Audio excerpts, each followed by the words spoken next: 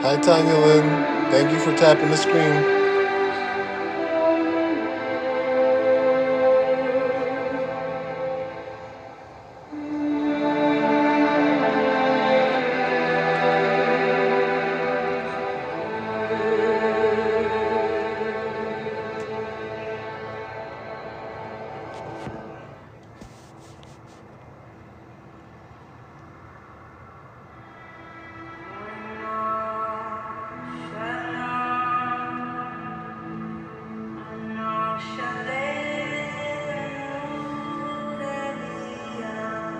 Thank you guys for being here.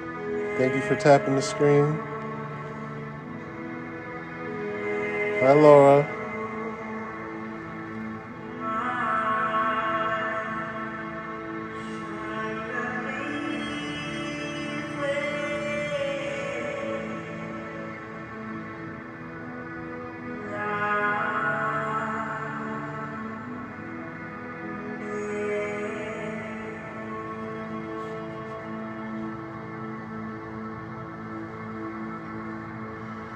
We're gonna begin in a little bit, y'all. Just keep tapping the screen if you don't mind. I'm playing some music here and getting ready.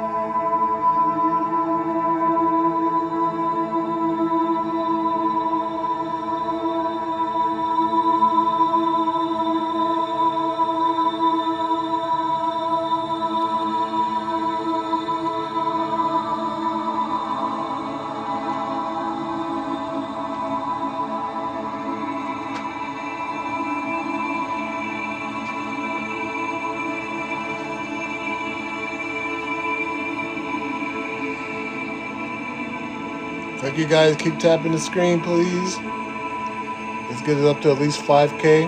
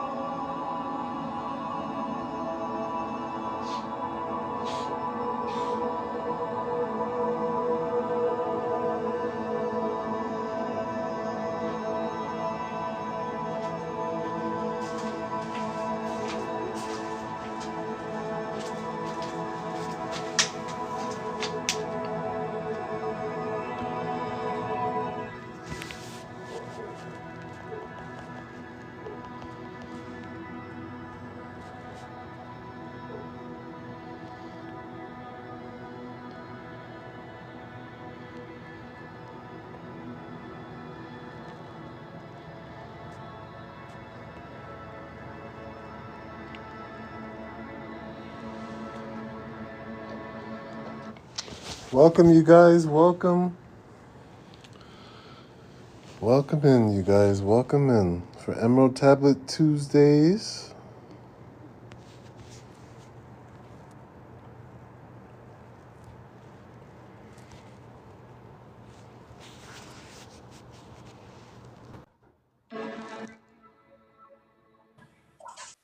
Hi, Walshy. Hi, James. How are you? I'm good. How you Oh, doing? I'm doing better. I'm still got a little headache. Do you really? Yeah, but I had it all day. I'm sorry, honey. Oh, it's okay. It's okay. Hopefully, the emerald tablets will make it better. Yeah, it's a I hope it will too. Hi, Laura. Hey, I hope your headache is getting better though. Yeah, it's been really bad today. I haven't had a headache in a while either. Really? A lot of pressure, a lot of stress, maybe? Too much stress? No, I don't think I have any, but Oh, well, that's good. Hi, Philip. Thank you. I'm ready for some emerald tablets though tonight. Oh, really? Yeah, I'm ready. I'm listening. Well, we stopped last week at Emerald Tablet 7, and I thought we would start from Emerald Tablet 6 today. Now, are you using, which book are you using? The Emerald Tablets of Thoth? Yes. I have it, so I'm going to go along. Well, this one it's called Altrusian Grace Media, and it's on YouTube. Oh, okay. Is this, you said you're going to read Emerald Tablet 7? We're going to start at Emerald Tablet 6. 6. Okay, awesome. I'm excited. I'm going to go on mute. Philip coming up? Have you, do you understand the Emerald Tablets and what's going on? Oh, yeah. Wow, cool. I've tried to read the book, but, it's kind of hard, so I just kind of read it, Yeah, it is a little bit hard to read, though. Yeah, it's definitely hard to read, but when you hear it, it's easier. Right. Read, but when you hear. Hi, Philip. Hi, Hi. Philip. it All Hey, right, definitely everyone. makes more I'll go sense if you mute. translate it, James. Can you guys hear me okay? Yeah. And Philip, Yep. can you talk for a second just to make sure you don't have an echo? Yeah, I think I joined when you changed. Oh, okay. All right, you guys, let's bring some people up here, share the live. We're going to be talking about the Emerald Tablets, Emerald Tablet Tuesday. Today is our 3rd episode. We are on Emerald Tablet 7. Hey, Edio.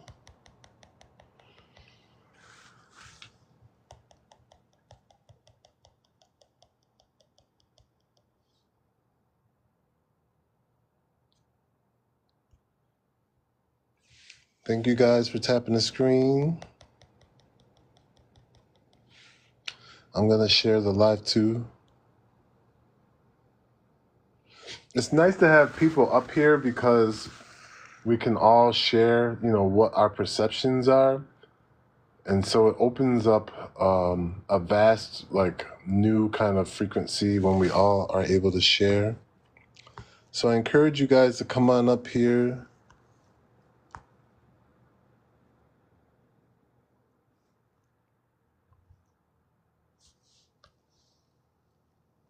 Hi, Tina.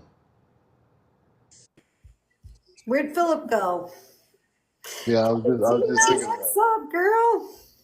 Long time. Is Noelle in here still?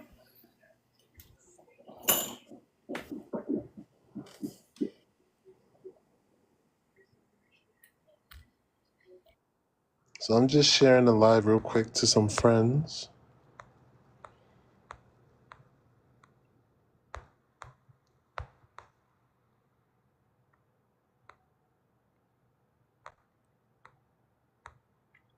You guys having a good day today besides Walshy with her headache?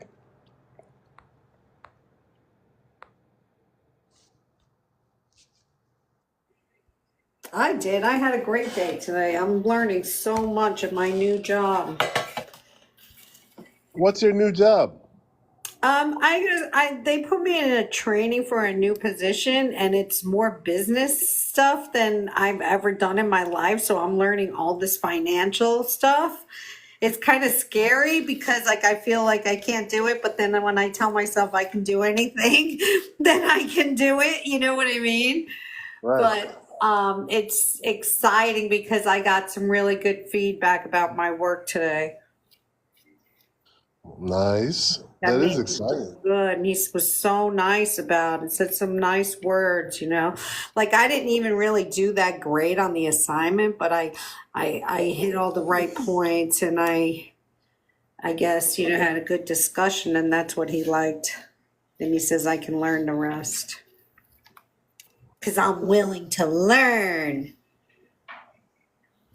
That's awesome. Because Laura is good with constructive feedback and is willing to put in the time to learn. That's Nice. what he wrote. I mean, it was so nice. He wrote this really nice paragraph to my boss. I was like, you made my day. Thank you. Wow, But that's that's enough about me. Hi Myra, welcome in. Hi, Emerald Tablet. Myra. Sarah. Hi guys, how you guys doing? How you guys doing? I caught you guys for them for tablets.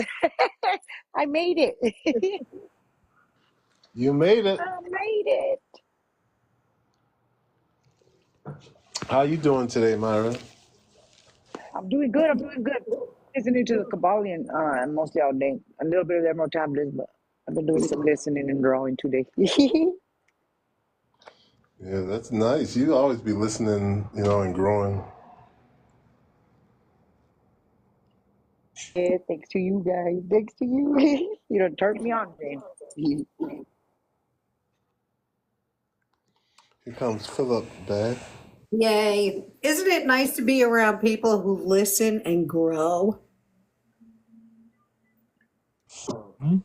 Yes, I'm back, you guys. Took my power back. Is it strange that the platform layout changes when I join? It didn't change, did it? 9 squares for me, like in a square. Oh. Huh. But before I joined, James was in the big square. And he still is for me. And we're in the small ones.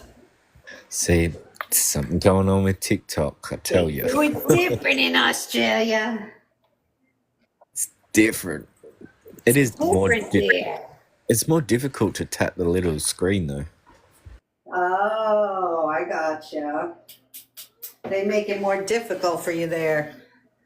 Because I'm taking everyone's tap crowns. So many kings out there, tap kings, are losing their crowns. Oh man. So today, I guess Pluto entered into Aquarius, and I immediately felt the energy waking up this morning. I had a little more pep in the step. Became very innovative at work, was trying new things, and thinking outside the box. And that's what they say, with the age of Aquarius, should be lots of innovation ahead of us. What are your thoughts? creativity. Yep, creativity, all kinds of things going to be happening now. Now, how long does Pluto stay in Aquarius? Because Now we'll be there 20 years, buddy. This is going to be the next 20 years. So I'm 61. This is going to go to like this till I'm 81. So apparently it's compared to the I think the last time it was like this, I'm not I don't know much about this, but Astro would know more, was when we had the Industrial Revolution, which would be interesting if we started getting that innovative, but I'm not really sure, so about that on the facts. Well, But I that's what heard, it's supposed to be like. That's what I've heard. yeah, with all this UFO stuff, I heard someone say that they're trying to come up with flying cars now. With what? Flying cars. I heard that too. Oh, I think they already had that in the process, and something happened to the inventors in some airplane somewhere. They done disappear with flying cars and with cars that run with water. And I heard some stuff like that. But did you see that UFO I posted? That's the UFO my daughter's seen, and then I've seen it here. Remember I told you guys I seen it, and I was like, it was so big. I was like ain't no way no one else didn't see that. Someone posted it on TikTok, and it was here in Tucson, near my area where it's always seen. It's a real bright UFO. You could see the lights. And I posted, I think I sent it to you guys in the messages, James. Yeah. It's funny, people are still having trouble with like driving on the road. They want to go up in the air. That is funny. Could you imagine air rage? oh my God. I'm a swoosh you. That's insane. I can't. It would probably be safer because it'd be more funner. And I mean, if you could swoosh somebody, you're going to Actually, crash into we wouldn't be somebody. the only ones up there, though. So, it might. It I don't might know how many people be able to afford one, right? have aeroplanes as well, of course. But, yeah, Maybe these would be, well, I guess they would be lower flying cars. Right. They were trying to regulate at what height should they be at so they wouldn't interfere with the airplane. Right. And that'd also have to be like all aeroplanes are protected from lightning. So because the car isn't, it's off the ground, I guess it would need the same kind of Grounding. grounding, yeah. Skin. Interesting. Wow, I just opened up some of that devil's lettuce, and it is tasty. Damn. Just wanted to share that real quick. Let me show you my grid that I What made. is that? Okay, hold on 1 second. Oh, that's cool. Wow, that's beautiful. Jenny! Ew. Jennifer! What? Isn't it pretty? Very cool. You make the best grids. I made this today. Oh, that's beautiful. Put all my rocks in there. Then I got my candles and my beads. This is for my ASMR.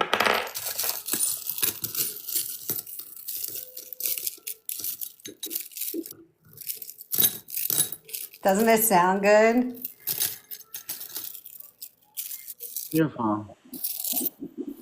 That sounds like seashells. Like bombs in the room. Huh? Nothing. I love doing this all day. I could do this. Just do this. Play with my rocks. Oopsies. I sent you an invite, hope you love.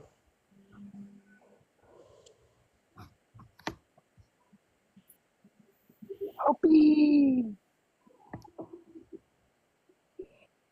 Hopi. Hi, Hopi.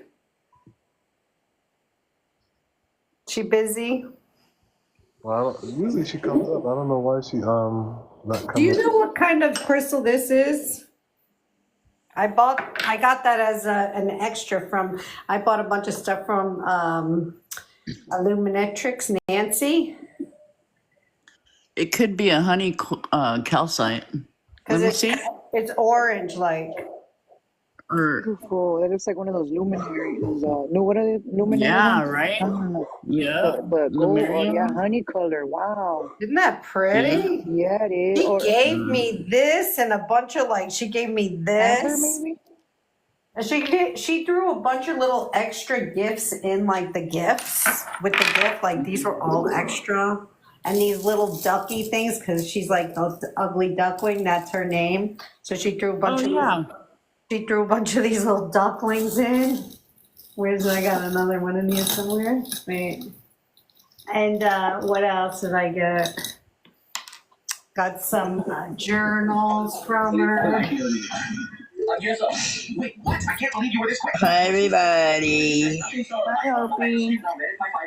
Yeah, I think that's honey calcite. Oh, Yeah, I think that is orange calcite or honey? No, orange. Yeah, it's one of those. Ah.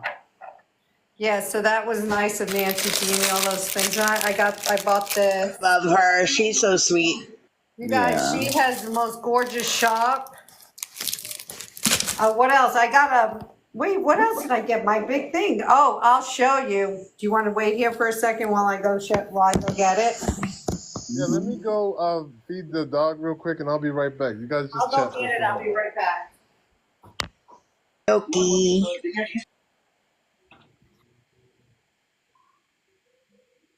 Hey, you guys, Yep. is that juniper? Ooh, look at that one, guys. So beautiful what she's got over there made. Look at all those beautiful crystals. Mm-hmm. I think I guess everybody that I know I've met that sells crystals are really nice people. See this one? That comes from Nancy. Isn't that gorgeous? So Oh, it's pretty. this is the, and then it goes in this Wow. nice little holder here. Kind is that? What is it? You know, I don't even know what it is, to be honest. The blue one. Can I see it? Can I see it close? Yeah. It's not blue lace agate, because that's Blue sodalite or sodalite, whatever it's called, maybe. maybe. I have to ask her. And then the nice little hanger. That's really cool. Oh, I want one of those little hangers. They're so cute. This is all in her store. And then I got this too. In her Look, store. I gotta order some stuff from her. see this? Oh wow. So pretty. Oh, it goes this way. Since I started getting all my crystals now, like I have a whole collection of them. I just love them so much. You know what? It's my hobby. That's what I do. Me too. It's my hobby too now. You know what else? See it? Stop caring. That's right, baby. Even when this mean old dark world sometimes gets us down, we gotta fight to bring back that light and shine it upon all. There you go. Don't let anything. The collection there now, Laura, huh? Yeah. You built up quite the collection. Oh no. Crazy. Oh, this is a.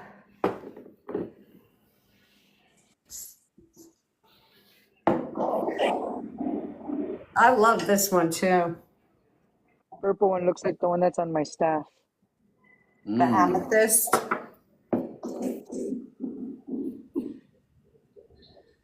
That one. Ooh, So pretty. it's beautiful. See, and then on my desk I have some, some of this stuff. The black one. What's that called? This is spotted obsidian, but yeah, I use the regular obsidian because I work. That's my workstation right there. So I have spotted obsidian over there. Not spotted, regular. Let me see what I have here. Oh, here it's off.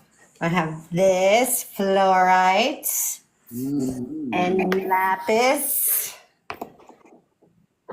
And then Ugly Duckling gave me this too. Girl, you have all the same crystals. I think we all have. We are one, girl. One. God, I have so many crystals, guys. That's crazy. I have Aren't we boxes. funny with our I crystals? can't even. It's a hobby, right? Yeah. And then I went to my, I have like 7 pieces of moldavite put away. Do I have any multiply? What does that look like? Is this multiply? No, I don't think you have any. No, moldavite's green and it's very expensive. That's not it. Nancy, if you talk to Nancy, she'll show you what it looks like, and she'll It's explain to green you. and it has It like changes your stripes life. on it. Not like Really? stripes, but it's green and it has like greenish colors, huh, Hopi? Like other greenish colors blended in, like almost the same. Just like they're like dark and like Yes. it kind of looks like glass, Yes. crystal glass. Yeah, yes, And that's yes. the problem with it. People making fake Yeah. because they make it like out of I got Heineken bottles, I I got a guess. few vintage So ones you that have to look be legit, really, you Yeah. have to be really careful where you get it from. Really? It's very expensive because it comes from space. Wow. It's a meteorite basically that fell and went into the sand and did something and made this crystal. It kind of looks like glass, huh? Like a green glass. Yeah, And then and it has then little there's holes also in it. Libyan. Yeah, and then there's Libyan sand glass, which is almost the same but yellow. Same idea. Ooh. I got that too. I got almost everything. But Isn't it funny? We love our rocks, don't we? my thing is Hopi, Lemurian right now. I'm stuck on Hopi, I Lemurian. have two of those rocks. I bought them at the Gem and Mineral show actually years ago, and that's what they told me they were. They were like they come from outer space. They fall and they fly, and they're like a meteorite. Oh, you got. What do you got? You got moldavite or I got 2 pieces. Libyan? Yeah, probably like the size of a quarter. Green one or the yellow one? Green. They're both green. One's a lighter green and one's a dark green. Oh, nice. You lucked out, honey. How much did you pay for? Were they expensive? No, I think the guy sold them for me for like $10 each. He sold them to Damn. me really cheap, and that's what he said. He's like, I'm giving these to you. He said, he's like, and he was his last. He was like, he had like a little stand, and he wasn't like the bigger, flashier stands. He was just like somebody that probably just traveled, with the Jim and Mineral show. He had some nice stuff. He had a lot of Wow. yeah, he had a lot of stuff. He had a lot of good stuff, but like a small little stand. I have a couple that are actually certified. So, and the other ones I got are basically certified because the guy went and personally bought them from the mining place, from the Moldavite Museum. So all my Moldavite is like for sure. Yeah, they have one here at the U of A at the what is it called, what is it, like the space, what is it called, the space place at the, how when they have like a space museum or whatever, it has a name though. They have one at the U of A. Let's see if I think of the name. They have a really big one, like it's probably the size of someone's head. Moldavite? Wow. Yes, a big one on display there. Yeah, guarded and all. Yeah, they have a few really. Bet you they have that some one's nice stuff there. pricey. Yeah, Woo. yeah. Planetarium. That's what it's called. The University of Arizona Planetarium. They're usually like $30-something a gram or something. Wow, Jesus. I didn't know. Dang. Expensive. I look for my pieces right now, real quick, so I can show them to you. Watch. Let me see if I can find them. Got a bunch of them, but I lucked out because when he sold me mine, the first piece I got from him, he was selling them cheaper because he was trying to save up money for his new trip to get more moldavite. So he was selling what he had left, and he sold them all cheap. And then when he came back, he was such in a good mood. The first ones he took out, he gave everybody deals on when he first got back. So we were lucky, and I got him lucky and good prices, for mine. Other than my, I got my little ring too. That my ring is really cool because my ring is moldavite, herkimer, and meteorite. That's like my favorite piece, I think, out of everything almost. And then I got a little pendant of moldavite too that I bought from another place.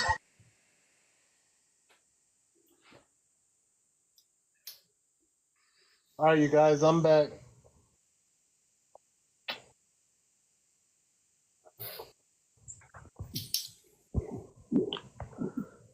Honest, my favorite things are my Lemurian clusters and my, oh my god, what's it called? It's like another quartz cluster, but it's angel quartz. That's what it's called. Make sure you guys tap the screen. Make sure you guys heart me. We're about to start. Oh, before we start, James, can I just show you guys my new citrine? We're gonna start at 7:44.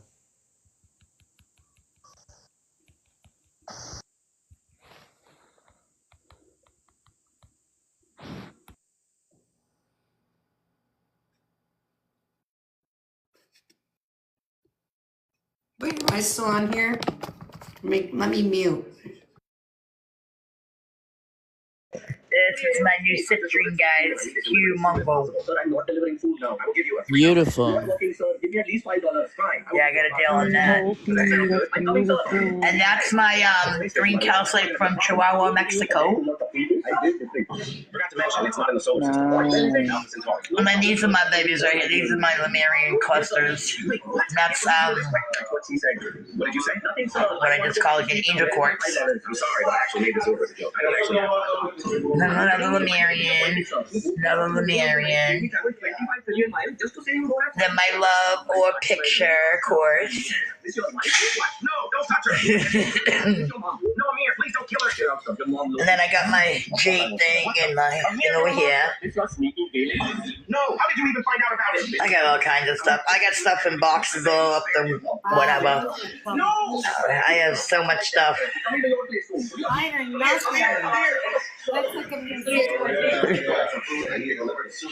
And then my paintings. It's just lucky I just have a shelf around that I have. It was halfway around my room, Laura, when I moved in here. I was so excited to be able to display stuff, you know? I was so excited. But yeah, this is my favorite pieces right now. I got another one coming like this one. I got this up like this, but I have it on hold, but it's fatter and it's amethyst. It's purple, and I can't wait to get it. And in the middle of it, the portal part of it, the hole, is a heart shape. So I'm really excited. And then these are some things I made. Oh, is that your room where you display all? It's my room. Yeah, we just moved here, so. Wow, I just got. Yeah, I'm really excited. This is a Sadamati amethyst, which is a different type of amethyst. that's a beauty. You know that brown ball back there? It looks like a ball. The bowl. This? Yeah, right. Those balls. Those balls. Oh, the balls? Yeah. Those are cool. That's a quartz, and that's a phantom amethyst from Brazil. Wow. Look, it looks like a dragon. Isn't it cool? Yeah. Cool as hell. Lovely, just lovely. Butterflies, they're like one of my favorite things. Oh my God, I never have enough. Freaking. Hi, Sky God. Welcome in. Thanks. You're here for Emerald Tablets too? Yeah. Do you know me, or are you new to me? Yeah, I know who you are. You're my mom. Wait, It's Jennifer. thank you, God.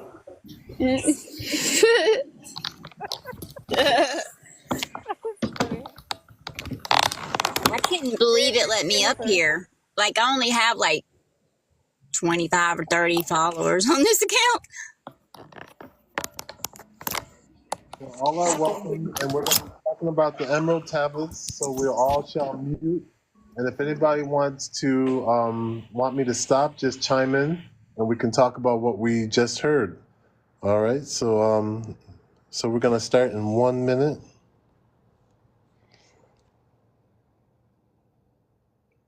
Are you guys ready? All right. Like fast ready. So we're going to start from Emerald Tablet 6. And here we go.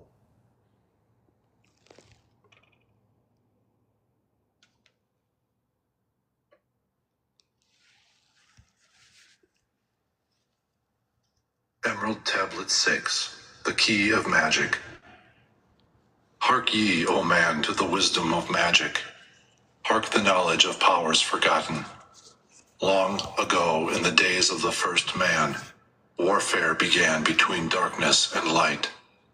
Man, then as now, were filled with both darkness and light, and while in some darkness held sway, in other light filled the soul.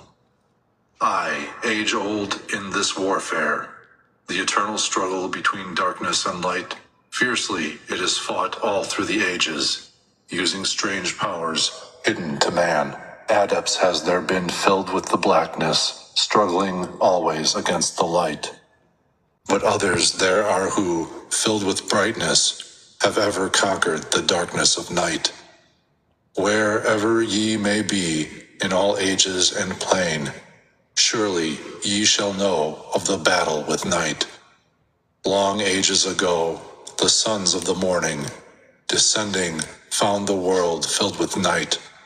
There in that past begun the struggle, the age-old battle, darkness and light. Many in the time were so filled with darkness, that only feebly flamed the light from the night. Some they were masters of darkness, who sought to fill all with their darkness, sought to draw others into their night. Fiercely withstood they, the masters of brightness, fiercely fought they from the darkness of night, sought ever to tighten the fetters, the chains that bind men to the darkness of night. Used they always the dark magic, brought into men by the power of darkness, magic that enshrouded man's soul with darkness. Banded together as an order, brothers of darkness, they through the ages, antagonists they to the children of men. Walked they always secret and hidden, found, yet not found by the children of man. Forever they walked and worked in darkness, hiding from the light, the darkness of night. Silently, secretly used they their power, enslaving and binding the soul of men. Unseen they come and unseen they go. Man in his ignorance calls them from below. Dark is the way of the dark brothers travel, dark of the darkness, not of the night. Traveling over earth, they walk through man's dreams, power they have gained from the darkness around them. So he's talking about that long time ago, these light beings, 7 of them, came to this world and saw the men casted in bondage by the darkness. I think what that means is that we were like reincarnating over and over again, and they somehow manipulated us and controlled us through the veil of the darkness. So I think that's what he's talking about. I think reincarnation was some kind of dark magic that was cast upon us, and and so so that's what I feel. This is interesting because the book that I have, James, is saying the same exact thing. I'm on number 6. And it's the same word. So, yeah, to the wisdom of magic, hark to the knowledge of powers forgotten. Long, long ago in the days of first man, warfare began between darkness and light. So this has been going on since the beginning of time, the beginning, right? So men, they as then as now, were filled with both darkness and light. And so what they did was they were still able to come into through the darkness. It does like dark and light. It's just like the sun and as the sun rises and in the darkness. That's when it all started, right? Right, and there's some books that say a long time ago that like there was no moon. The moon wasn't ever there. Many in that time were so filled with darkness that only feebly flamed the light from the night. Some there were masters of darkness who sought to fill all with their darkness. So in other words, they were the masters and they want to draw others into their night. Okay, so they were fierce too. Very fierce. However, the masters of brightness fiercely fought from the darkness of night, just like we're doing now. Right, and it also says that that darkness, they created like a brotherhood of darkness. Brothers of darkness banded together in as order, brothers of darkness. They through the ages antagonists, they to the children of men walked they always secret and hidden from yet not found by the children of men. Forever they walked and worked in darkness, and they're still there. But I believed in my heart that there is more light now. And that is why this is all being seen. Everything is starting to be seen because we have more light and darkness now. And we're shining a light, so the light casts the shadows, right? And that's the thing about the emerald tablets is a lot of people don't understand. Yeah, but it makes you feel more powerful. It makes you feel like the light is the source of all darkness, because the darkness moves away from the light. Right, and the light, when the light shines on it, it creates that shadow. And so that's why the veil is so thin, because there's so much light right now. It's very bright. It's not like in these times when there was so much darkness. Now we do have more light. And that's why you're starting to see everything, everybody's true colors, because there is more light, because we're evolving. Interesting. Right. All right, you guys ready? Let's go. Is that all, Laura? Yeah. Oh, I'll go back on mute. Okay. Unmute anytime you want, by the way, or anyone. To call other dwellers from out of their plane, in ways that are dark and unseen by man. Into man's mind space reach the dark brothers. Around it they close the veil of their night. There through its lifetime that soul dwells in bondage, bound by the fetters of the veil of the night. Mighty are they in the forbidden knowledge, forbidden because it is one with the night. Hark ye, old man, and list to my warning. Be ye free from the bondage of night. Surrender not your soul to the brothers of darkness. Keep thy face ever turned towards the light. Know ye not, O man, that your sorrow only has come through the veil of the night? Aye, man, heed ye my warning. Strive ever upward. turn your soul toward the light. The brothers of darkness seek for their brothers, those who traveled the pathway of light. For well know they that those who have traveled far towards the sun in their pathway of light have great and yet greater power to bind them with darkness, the children of light. List ye, O man, to he who comes to you, but weigh in the balance if his words be of light. For many there are who walk in dark brightness, and yet are not the children of light. Easy it is to follow their pathway, easy to follow the path that they lead. But yet, O man, heed ye my warning. Light comes only to him who strives. Hard is the pathway that leads to the wisdom. Hard is the pathway that leads to the light. Many shall ye find the stones in your pathway, many the mountains to climb toward the light. Yet know ye, O man, to him that overcometh, free will he be of the pathway of light. For ye know, O man, in the end light must conquer, and darkness and night be banished from light. Listen, O man, and heed ye this wisdom. Even as darkness, so is the light.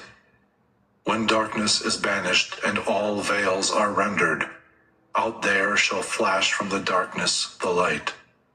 Even as exist among men the dark brothers, so there exists the brothers of light. Antagonists they of the brothers of darkness, seeking to free men from the night. Powers have they, mighty and potent. Knowing the law, the planets obey. Work they ever in harmony and order, freeing the man's soul from its bondage of night. Secret and hidden walk they also. Known not are they to the children of men. Ever have they fought the dark brothers, conquered and conquered. Can we hold it there for a sec? Yep. So just what we were talking about earlier, right? When there's more brightness, it does shine that shadow and puts a light on the darkness, right? So you can see more things. The veil is thinner, and that's what he said. Then he said, hard is the pathway that leads to the wisdom. Hard is the pathway that leads to the light. So in other words, what we are doing, this practicing, this reading, this inner work, this soul finding, this exploration that we do every day, this group at least, right? The people, it's saying that it is so hard. This pathway is so hard, but it does lead to the light, and many shall find the stones in your pathway, the mountains that we must climb. And are we not doing that? Do we not keep getting stones in our pathway? And do we not have to keep climbing and climbing towards that light? Right. I just wanted to really point that out because that's what he's saying. This is no road for the easy, this is no easy road. This is nothing that not anybody can just do, not what light workers do. In times of, especially of like times that we are in right now, to be able to shine a light and this is hard work. This is not easy. And that's what he's saying in this whole paragraph. And follow ye not the dark, brothers, ever. Always be a child of the light. For now, in the end, light must conquer, and darkness and night be banished from light. So eventually, we will have our new earth, and we will end. He's saying it right here. Light must conquer and darkness and night be banished from light. So one day we will have all light. According to Emerald Tablet number 6, But go ahead. Thank you for letting me share that. Right, what'd you say, Philip? I had in my mind the 6 months of summer and 6 months of winter. You know, then up north and that. It's just what made me think of. Yeah, exactly. You know, it's still darkness. I mean, is it dark there in the like in Alaska and stuff? I don't know where else. But yes, same thing as, night and day, right?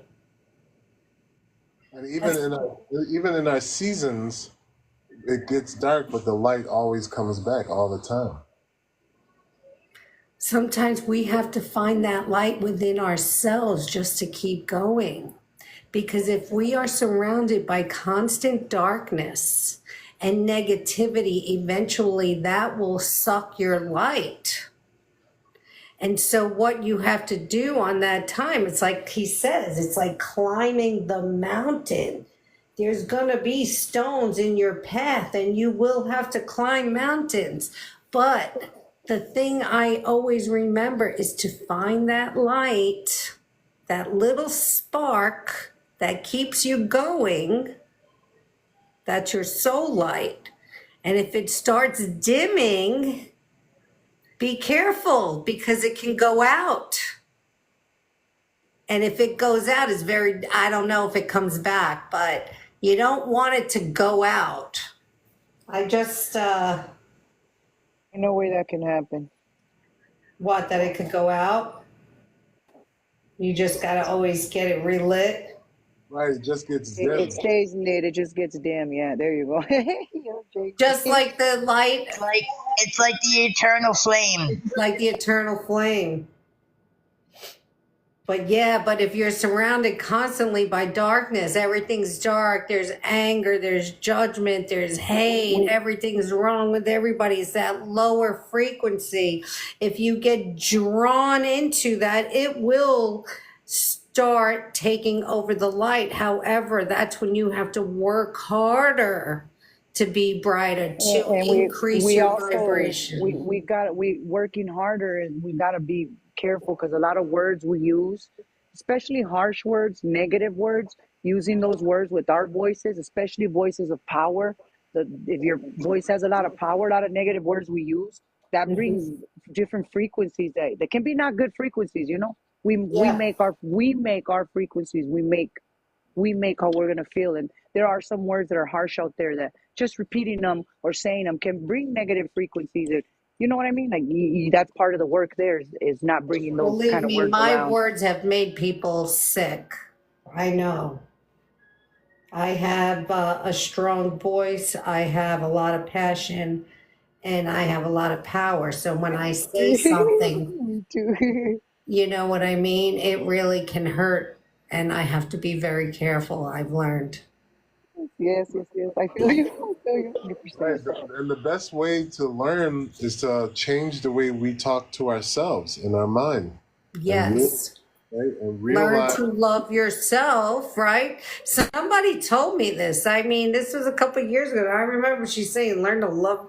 She goes, you gotta learn to love yourself. You can't love. The way she said it, she was a total New Yorker. She's like, you gotta love yourself, or you ain't gonna love. But the way she said it was like so true, and I always said that, and I always remember it. Of course, you have to love yourself, but until you truly know what That loving yourself was is, on a movie. yeah, it Yeah, should be in a movie sounded like a movie when you said it with the with accent. her with the accents. You gotta learn to love yourself. It was so funny, but it struck me. And I know exactly what she meant because a lot of us, are very hard on ourselves. We're very critical. I know I have always been, you know, but I've grown so much. This just in the last couple of years, with this whole awakening thing, learning about the light, learning about vibrating higher. And it goes on to say, well, I can, you want to just go ahead and put it back on? There was just that one other comment I had there. Number 6. You can read it if you like. I'm just going through the comments. And esoteric Eric says lower based emotions and living in the lower 3 chakras is animalistic in nature. And that's Is right. animalistic in nature. It is, and it's very hard to be around that. So if you're living with somebody, if you're constantly around that somebody is, in those lower chakras, that can bring down your light. So you have to be careful. And that's what people mean when they say you need to protect yourself. You have to protect your energy is what they mean. Okay, so, and also what they mean when they say protect yourself is set boundaries, right? If you set boundaries and you don't allow certain things in your life that bring you down or whatever. But anyway, I just wanted to say this last comment here. When darkness is banished and all veils are rendered, out there shall flash from the darkness the light. So it's the same thing, really. But this does give me hope, because this does look to the words that eventually there will be all light. Right, and it's hard because we're surrounded by darkness. We're surrounded by beings, humans, who project their unawareness to us. And when people say words to you that hurt you inside, try not to react to them, because you are matching their frequency, and realize that your words are matching their frequency. So you have to take a really deep breath and let all that stuff go. And the other thing is when they do that to you, or when they say that, you have to realize that it's not an extension of you. It's not you they're talking about, it's themselves. Right. I live in that type of situation because everyone around me is not like me, and I have to tell myself every day, their anger is not my anger, and I have to work really hard at that, but it's easier now. It was hard for a while, like having to do that, and now I'm getting to be a pro. I know, right on. I could care less. Say whatever you want. I don't care anymore. You know what I mean? And then that person seems to get even more angrier because I'm not going back with them. I know. I'm not going back and forth. You have no more fucks to give. That's it, exactly. I don't anymore, and I'm not going to let anybody dim me. Yeah. I want to ascend. I want to go. I know where I want to do, where I want to go, and I'm not going to allow anybody else to take my energy.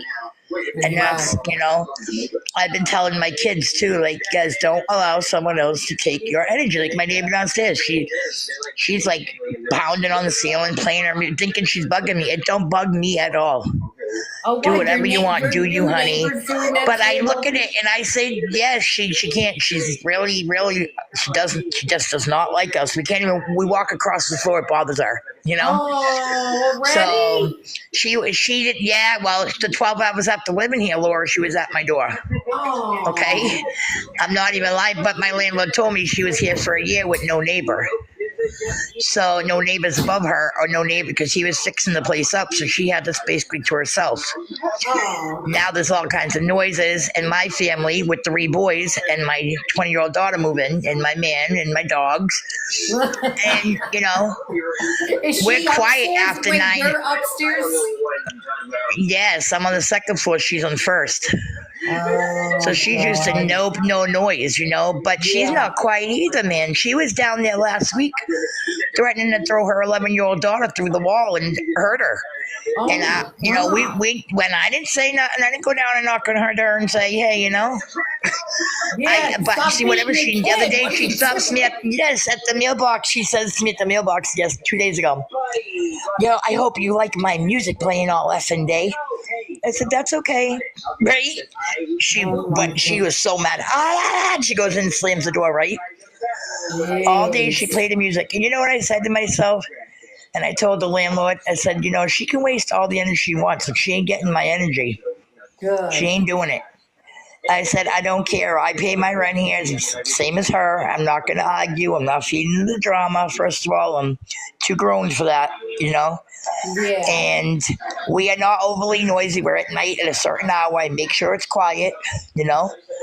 We live normal, and if she can't handle it, that's not my problem. You know, tell her to move to the third floor. It's still empty, or move to the other side, the one that he offered me, another one on the first floor, which I'm probably going to end up moving to. Yeah. Maybe But you should I do don't the know. first It's a floor. little different, though. The bathroom's smaller. There's a couple things that are here, but I may take it just because I don't want to deal with their crap, you know? Yeah. Is it cheaper? Who Tell knows? them to give you a Same, deal. no, same because they're basically the same, just the bathroom's a little different or whatever. But anyways, I don't want to get into all that now. But I'm just saying you're absolutely right, Laura, because when these people try to dim you or take your energy down, it's not just my neighbor. I mean, I have people around me on my daily, my family, you know, my family that do it. And I Well, have to say, the thing is you know, Sophie, how long now did it take us to realize, right? And it's been all these years. absolutely. And this year has been my biggest growing year. It really has. Oh And my I've come a God. long way. And I'm just like to the point now, like, no matter what you say or do, you're not getting my energy. You're not, you know? Mm-hmm. Yeah, All right. So do you want me to read or do you want to play the thing? Because I wouldn't mind reading a few paragraphs. I love the fact that you're reading, and that's really cool. You can read, and I just want to welcome Ravenous. Welcome, brother Ravenous. What paragraph were we Hey, talking about? Ravenous! Hello, brother. Hello, Sister Hope. Philip. Everyone. Oh my goodness. Hello. It's nice to see you guys. All right, thank you for joining, and I'll play, and then we'll catch up, and you can catch up to me, okay? And we'll figure out where we are. Yeah. All right, here we go, guys.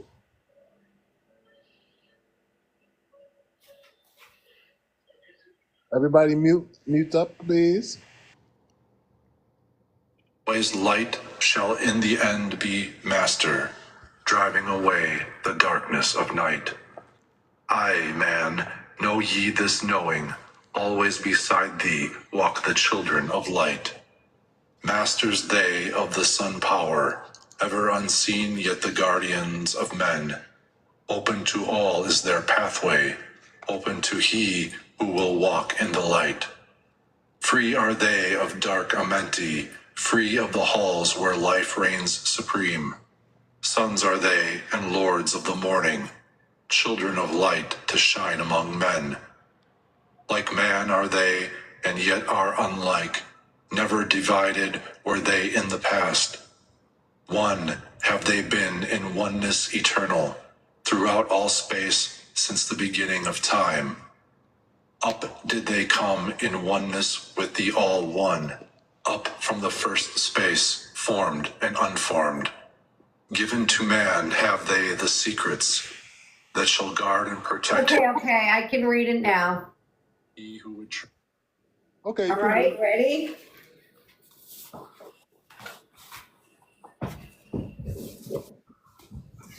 Ready. Given to man have they secrets that shall guard and protect him from all harm. He who would travel the path of a master, free must he be from the bondage of night. Conquer must he the formless and shapeless. Conquer must he the phantom of fear.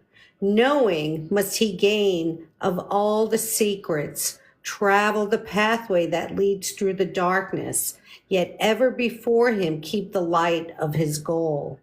Obstacles great shall be met in the pathway, yet press on to the light of the sun. Hear ye, O man, the sun is the symbol of the light that shines at the end of thy road. Now in thee give I the secrets how to meet the dark power. Meet and conquer the fear from the night. Only by knowing can ye conquer. Only by knowing can ye have light. All right, stop right there. And I want to play the Emerald Tablets real quick, and then Okay, I'm muting. okay. Travel the path of the Master. Free must he be from the bondage of night. Conquer must he the formless and shapeless. Conquer must he the phantom of fear. Knowing must he gain of all the secrets. Travel the pathway that leads through the darkness. Yet ever before him keep the light of his goal. So what I found unique about what he just said is he said, conquer thee must the formless and the shapeless. So think about that. The formless and the shapeless must we conquer. So feel the power in that. Feel how there's power in being formless and shapeless. And now feel the light. All right, I'm going to keep playing. Here we go. Or you guys want to say anything? Just had the word emotions pop into my head. So, okay, obviously, look at me, and I'm I'm a light dark person, mostly light, but I got a little spooky in me. And mastering that dichotomy is, I think, what he's talking about. I think that's what, like, overcoming it and actually becoming more of the light than anything else. And I think that's wonderful. And also, I think what he's talking about darkness here is also the fear, is a lot of your fears. Indeed. Okay, given to man have they secrets that shall guard and protect him from all harm. Conquer must be formless and shapeless. Conquer must be the phantom of fear. Right? So, knowing must he gain of all the secrets. I think this is talking about all our fears, too. That's Right, it is. that's the darkness. Yeah.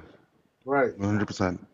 And one thing I want to say is, if think about darkness, right, and think about light.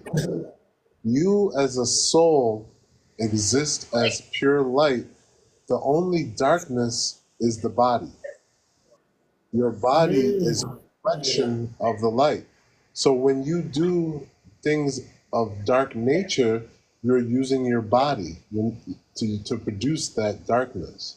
So the only darkness really Comes from the is physical. right.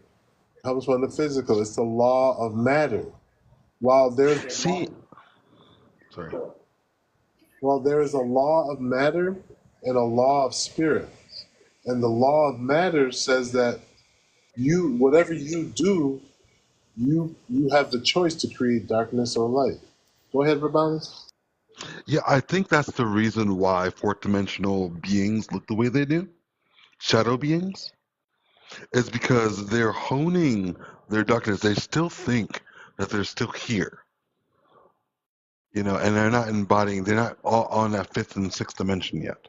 They're not going. They haven't even come close to the halls of Amente to even know who they are. They're things, not things. That's horrible. I'm sorry. They're beings that are growing in the spirit realm. Right, and that could be right. That could be right. So what Thoth is about to teach us is ways to banish fear. And so I'm gonna play the Emerald Tablets real quick and listen, and we'll listen. Obstacles great shall he meet in the pathway, yet press on to the light of the sun. Hear ye, O man, the sun is the symbol of the light that shines at the end of thy road. Now to thee give I the secrets, now to meet the dark power, meet and conquer the fear from the night. Only by knowing can ye conquer, only be knowing can ye have light. Now I give unto thee the knowledge known to the masters, the knowing that conquers all the dark fears. Use this, the wisdom I give thee. Master, thou shalt be of the brothers of night. When unto thee comes a feeling, drawing thee nearer to the darker gate, examine thine heart. All right, Laura, you want to take over here?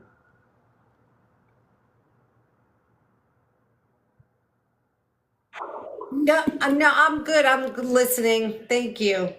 All right, so he's saying right now, when fear comes into you, this is Right. what he wants you to do. And find if the feeling thou hast come from within. If thou shalt find the darkness thine own thoughts, banish them forth from the place in thy mind. Send through thy body a wave of vibration, irregular first and regular second, repeating time after time until free. Start the wave force in thy brain center, directed in waves from thine head to thy foot. So he's saying, if you have a fear and it's coming from you, direct the force from your brain, a wave, irregular first and regular second, until that fear is gone and out of you. Wow. Examine the heart, he's saying. Is the feeling, find if the feeling is coming from within. So it all starts with your heart. So you want to examine your heart and see if that feeling is coming from within. And then if it's not coming from there, right, thou shalt find the darkness, thine own thoughts. So mental again. From the thoughts, banish them from the place in the mind. So banish the thoughts and then send that wave, that vibration. Wow. That's amazing. Yeah, you could so he's gonna give us this technique for when you feel fear come from you. And then the second technique he's gonna say is if the fear is not coming from you, but you feel it's coming from an outside force, like someone is like projecting fear to you, he's gonna give us another technique for that. You guys ready? Yes. But if thou findest thine heart is not darkened, be sure that a force is directed to thee. Only by knowing can thou overcome it. Only by wisdom can thou hope to be free. Knowledge brings wisdom, and wisdom is power. Attain, and ye shall have power over all. Seek ye first a place bound by darkness. Place ye a circle around about thee. Stand erect in the midst of the circle. Use thou this formula, and you shalt be free. Raise thou thine hands to the dark space above thee. Close thou thine eyes, and draw it in the light. Okay.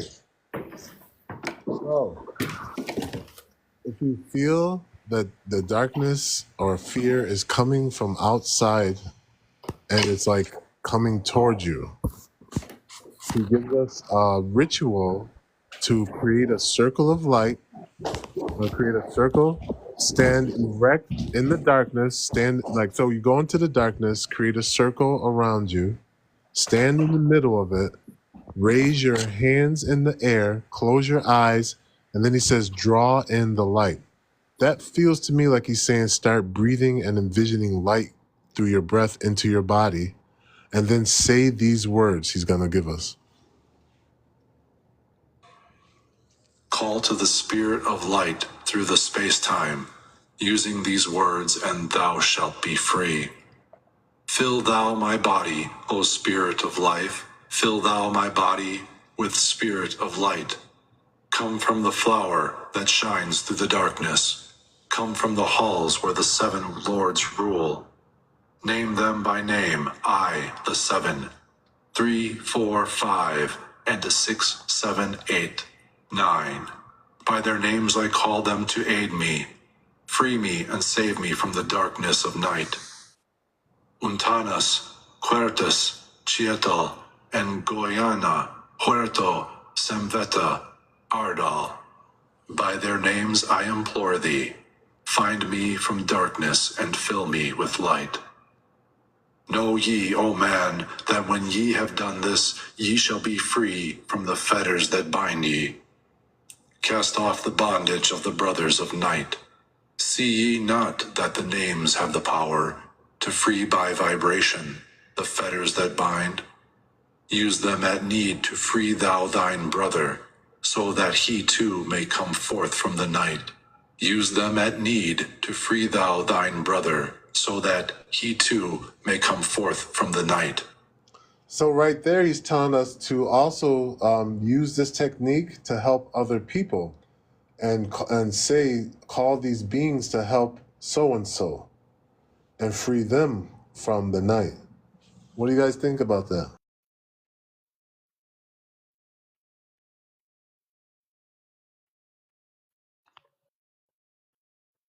If you want my actual opinion, I obviously this is super obvious, but I really believe that Thoth is really trying to teach you how to be a Ascended Master. He's literally teaching you to be a monk. Not that you can't have relations or whatever. Is that you need to hone your connection first before you go into anything else. But yeah, that's what I think. That's what I got. I like that. Nice. Thank you, Robin. Is anybody else? Yes. Welcome in, one. Hey everybody. Hey James, how you doing? Good. How are you, brother? I'm doing all right. Totally forgot today was Tuesday for a minute, so I came in late. My bad. It's all good. All right, anybody? Laura, anything? How do you like that? How do you like that? And what do you feel about what he just said, Laura? I tried to read to catch up because I was coming downstairs after that, but really, in what Rabinius was saying about he's teaching you to be a monk. Rubes is fine. Sorry. Sorry, my name's Laura. So, yeah, it's just like, life is mental, right? It's all in the mind. We have to stay present in the moment, continue to try to vibrate as high as we can by finding the light within, get rid of the fear, live with courage, and try to be the best possible version every day of ourselves that we can be. But it really all comes down to being in the moment, present, and free. And the Now, path. did Sorry. you hear? Did you hear, Laura, the ritual he just gave us for banishing darkness? The one in the circle. Yeah. I'm reading it. Can Yeah. I read it again? Yeah. Read it out loud, if you don't mind. Okay, yeah, because I was moving around a lot. Okay. All right. Seek ye first a place bound with darkness. Place ye a circle around about thee. Stand erect in the midst of the circle. Use this formula and thou shalt be free. So place ye a circle around thee, stand erect in the midst of the circle. Use this formula and thou shalt be free. Raise thine hands to the dark space above thee. Close eyes and draw in the light. I do this every day. Call to the spirit of light through the space and time using these words, and thou shalt be free. Fill thy body with spirit of light. Come from the flower that shines through the darkness. Come from the halls where the 7 lords rule. Name them by name: 1, 7, 3, 4, 5, 6, 7, 8, 9. By their names I call them to aid me, free me, and save me from the darkness of night. Untanas, Huerta, Shaital, and Goyana, Hortal, Smivita, Ardal. By their names I implore thee, free me from the darkness and fill me with light. Know ye, O man, that when ye have done this, ye shall be free from the fetters that bind ye. Cast off the bondage of the brothers of night. See ye not the names have the power to be free by vibration, the fetters that bind. Use them at need to free thy brother, so he too may come forth from the night. Thou, O man, art my brother's helper. Let him not lie in the bondage of night. Now unto thee give I my magic. Take it and dwell on the pathway of light. Light unto thee, life unto thee. Sun may thou be on the cycle above. Wow. See, Now I I like. do that. I get in my circle and I do imagine myself, but I call upon my spirit guides. I call upon my highest self and I try to strive to be that best version of me for that day. Right. And, like, I like the fact that he says, do this for thou brother. Do this technique for anyone in your life. And just So mention. you're being an example. It's not that you're not doing it, making them doing it. You're doing it, you're being the change you want to see in the world. That's what he means. Right. Do you think? One of the Yeah. thing, Huh? one of the things that I also notice is that those 7 words carry such vibration that when you say it, it literally has such a frequency vibration that it literally lift you up in a space where you get freed from any type of negativity that is going on. So, and I think that's why I said that you have to use it as much as you can, because the vibration that comes from those words. What do those words mean? No, they're not something specific. It's not like you're calling somebody's name or anything like that. It's just Oh, these are the just vibration. vibrational. Yes, it's the vibration itself that carries So like untanas, word. cuerdas, shaital, Uh, goyana, right. hortal.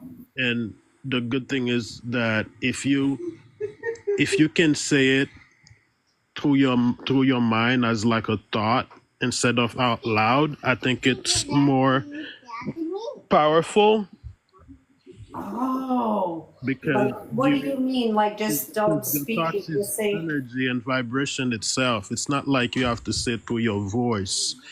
Um, but everybody does it differently. So when I do it, I say it in my mind, like as a thought, like I'm speaking to myself as the prayer from within, and it creates a vibration in itself.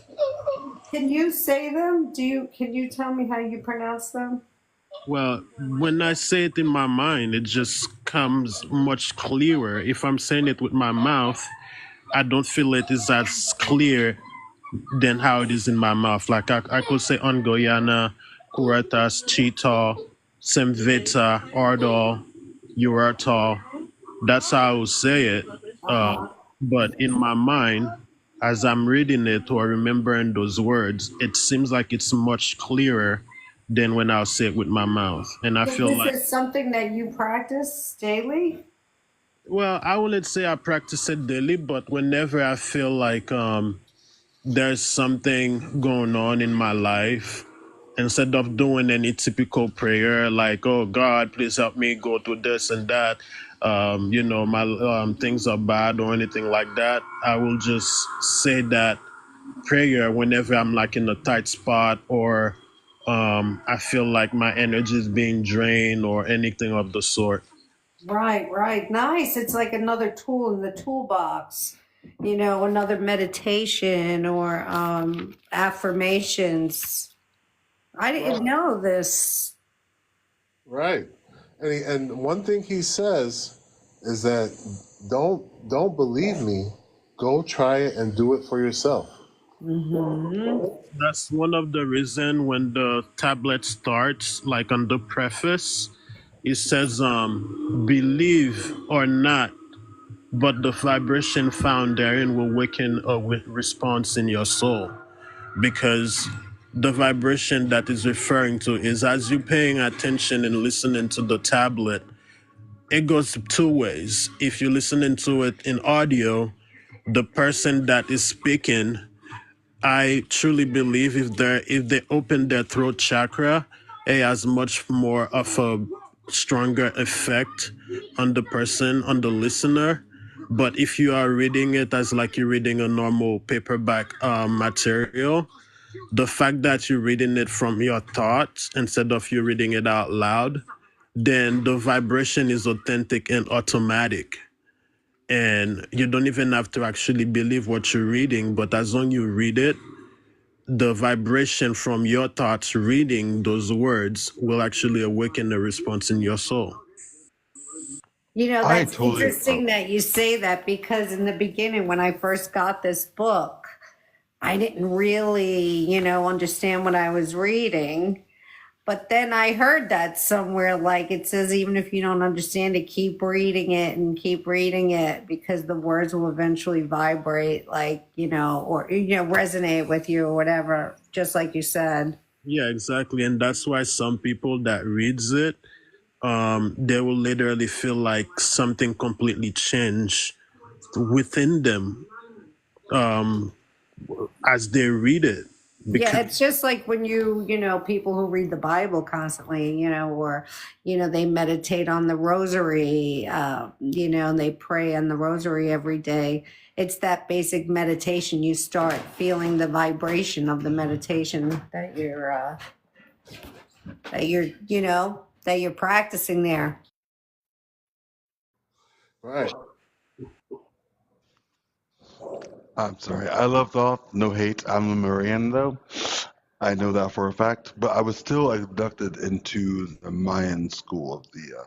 I thought I would be in the Egyptian school, but I was in the Mayan school back in a long, long time ago. And when you say the words like Kosmunu, like it comes out like Kosmunu, Kamunu, and like you can feel it when you say it, like the Hermetic text. I don't know. best way I can say it is, have you guys ever been in a situation where there's a music that you can clearly remember every single lyric of the song in your mind, but for you to say it out loud with your mouth, you can't, or it's even harder? That's kind of where I'm coming from. Right. That's where I'm coming from as far as like that. I feel like I truly believe the vibration of you thinking of it with your thought out loud in your mind, it's much more potent than you saying it with your mouth. Agreed. And Robin, this is so funny. You said you are Marion. I had a dream like a week ago or so, and I was waking up out of sleep, and I was talking like, like as you talk in your sleep, but I was waking up, and the first thing, and I heard myself saying, "I am Lemurian." It was like so cool. Hilarious. That's cool. Hello, Sister Yes, Thing. and my favorite crystal is Lemurian crystals. Like I can't get enough of them. I love them. Nice. Nice.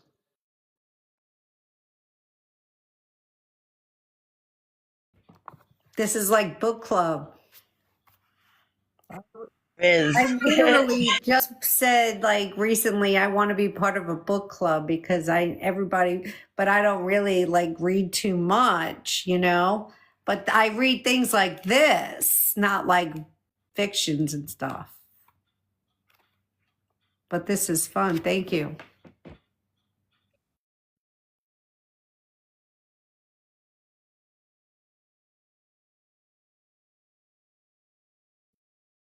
If he wants to come up, I will give him my space because I want to hear him speak.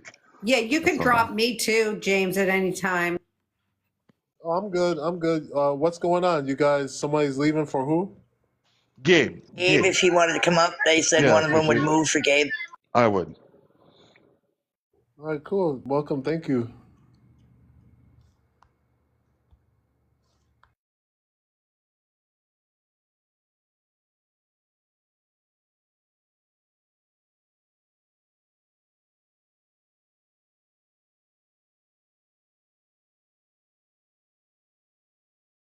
Now Gabe said it's all right. He's with friends. So if you guys want to come back, or Gabe, you can come up here if you like.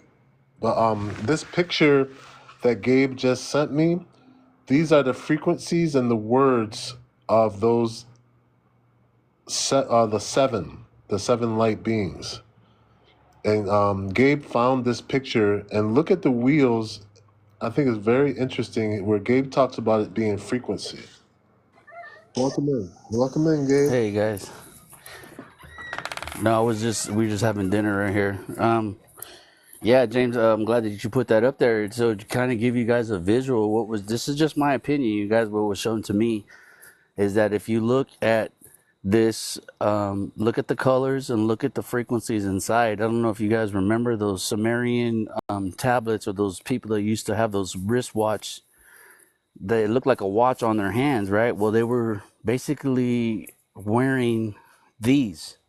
These are the frequency, the phonics, the vibration, frequency, and energy of those chakras. So the first one would be the red chakra, right? Would be your ground, and just follow it all the way to the top. It goes to the crown. So when Thoth was saying that, to say these words, it's perfect. I think it was the one said it. They were speaking, so I didn't get to hear who was really talking, but I think it was one who said, "You don't have to say it loud. You say it mentally in your mind to activate the inner chakra, so it'll balance and shoot it out into your heart frequency, will push it out into your outer body. So when you think it, you feel it in your heart, and when you feel it in your heart, you don't even have to speak it because you're speaking it through your thoughts, right? That's why they call them thought, right? So if you could keep that in your mente, your halls of a mente, the seven lords are the seven chakras. This is just what my opinion. You guys can go and do your own investigation, and don't take my word for it. This is just what was shown to me through spirit. So when you trap them in your mind space, and you're in between your temples, right? Your temple run, that game that was on our iPads or whatever, that temple run, you're running to slow your mind down. So you run to where you don't even see anything to your right or to your left, to your above or below. You stay in between your temples and you allow it to flow. That's why it's telling you to speak those chakras, those vibrations, those energies, those frequencies into your mind, into your thoughts, and allow your body to emit those frequencies, those phonics from inside your thought into the outside of you. Hopefully that resonates and makes sense. I Wow, that's also, amazing. I also want to add that the the the names, the seven lords as well, is something that is complete, like you said, Gabe, completely connected to the chakras. And again, when you say 3, 4, 5, 6, 7, 8, 9, and each of them has their own name, I also notice each one has their own vibration that goes along with it. Like Untanas might be the root chakra, and as you say it along in that prayer to your mind, it's like that vibration is coming from the root chakra, Untanas, red, Kuretas, orange, Cheetal, yellow, Goyana, green, Uretal, the throat, Semvita, the third eye, and Ardal, the crown, and it just go up like like the Kundalini energy going up, spiraling all the way to the top. And that's one of the things that I also notice is when he says, "Free me from darkness and fill me with light." It's almost as if it goes from the bottom all the way to the top, and you literally seeking that energy out of the cosmos from the sun, of the sun, the eternal, and that energy is coming from the top all the way down to your crown from the universe and down to you, and fill your body with light. Absolutely, brother. Absolutely. That's a good point. So let me add this one thing. So let me just add on to what one's saying is what was shown to me is like try to picture everything that stems around the flower, the tree of life, the flower of life, all that, right? Where does it come from? It comes from the ground. It's at the root. It's in darkness. That's why it says, free me from darkness. And what do you have to do? You have to free yourself and grow through and push through the soil. So you push through the soil and you expose yourself to what? To the light. That's why the different colors are light-based, what are they called? Prisms. Look at the different colors as it changes from yellow to orange to green. Now you're in a tree trunk. Now you're in the tree limbs. Blue, purple, all that stuff is like the skylight, the ethers. So you go from what is above to below. You go from below the root, down where the blood flows, all the way to the top of your crown and right back down. But you stay in that kundalini. You go, what goes up must come down. So when you go there spiritly, you got to bring it back down to your human body experience. Remember that you're human. Embrace your human existence. That's where I had a lot of problems before I went on this journey. Not problems, but it was hard for me to understand because I always wanted to stay in that spiritual realm. And it was took people like Rabanus and stuff to encourage me to like, hey, go as far as you can, but make sure when you come back, bring it into your human existence. And I wasn't doing that, you guys. I was staying in that spiritual realm and I kept searching the spirit and it wasn't allowing me to go back down. Like everything it says, what goes up must come down. And that's the beauty of it. Your spirit is going to take you to the cosmos. But just like the cosmos, and we can see the lights and the moon and everything shining, that light shines a prism still, even at night. And that's why we're able to see it in our human eyes. So you got to be able to take it up to the cosmos and bring it back down to your roots and allow your roots to know that you exist as a human being, but you're now acknowledging that you're a spiritual existence. So now basically what you're doing is you're convincing your body, make room because now the spirit is here. I'm conducting myself in a spiritual aspect, but I'm acknowledging my greatness of my creation of my human existence. Hopefully I that resonates and makes sense. I also want to add one last thing with what you said is I think it's my own advice and people can take it if they want, but I noticed in the tablet Toth also mentioned that it will be good if you meditate on those and familiarize yourself with the seven lords. I think being aware makes a huge difference. So when you're doing it, they can have more of a stronger effect. It's not like you just saying it without having the knowledge of what you're doing. So I think it'll be good if everybody could also get familiar of what each of the lords do. like what 3 does, what I think 5, I think number 8 is the master of space and time. I think 7 is the balance, 9 is the father, um and 6 is like the master that carried the sword and cleared the pathway and all that. I think if you start paying attention to what each of those chakra consist of and do when you're doing those type of prayers, it carries like it will come along with awareness of you knowing what you're actually doing. Right. And so, guys, remember that he's telling us that in the halls of a mentee, there's this fire that is burning eternal life, and it's shining out life to the planet and to all beings.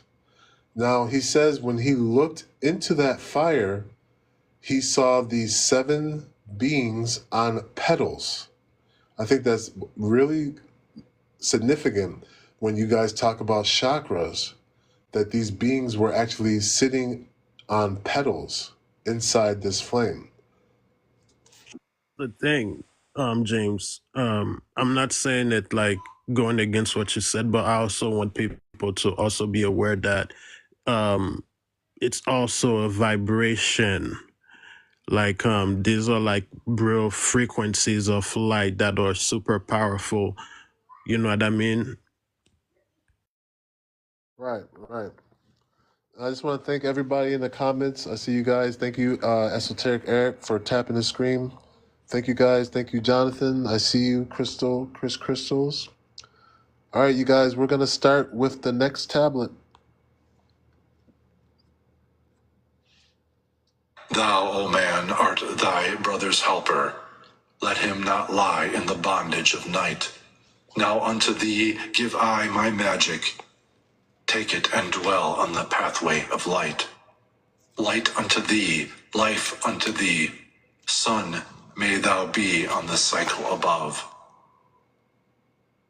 Emerald Tablet 7, the 7 Lords. Hark ye, O man, and list to my voice. Open thy mind space and drink of my wisdom.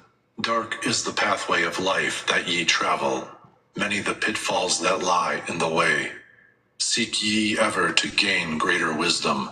Attain it, and it shall be light on thy way. Open thy soul, O man, to the cosmic, and let it flow in as one with thy soul. Light is eternal and darkness is fleeting. Seek ye ever, O man, for the light. Know ye that ever as light fills thy being, darkness for thee shall soon disappear. Open thy souls to the brothers of brightness. Let them enter and fill thee with light. Lift up thine eyes to the light of the cosmos. Keep thou ever thy face to the goal. Only by gaining the light of all wisdom art thou one with the infinite goal. Seek ye ever the oneness eternal. Seek ever the light into one. Hear ye, O man, list to my voice, singing the song of light and of life. Throughout all space, light is prevalent, encompassing all with its banners of flames. Seek ye forever in the veil of the darkness. Somewhere ye shall surely find light. Hidden and buried, lost to man's knowledge, deep in the finite and infinite exists.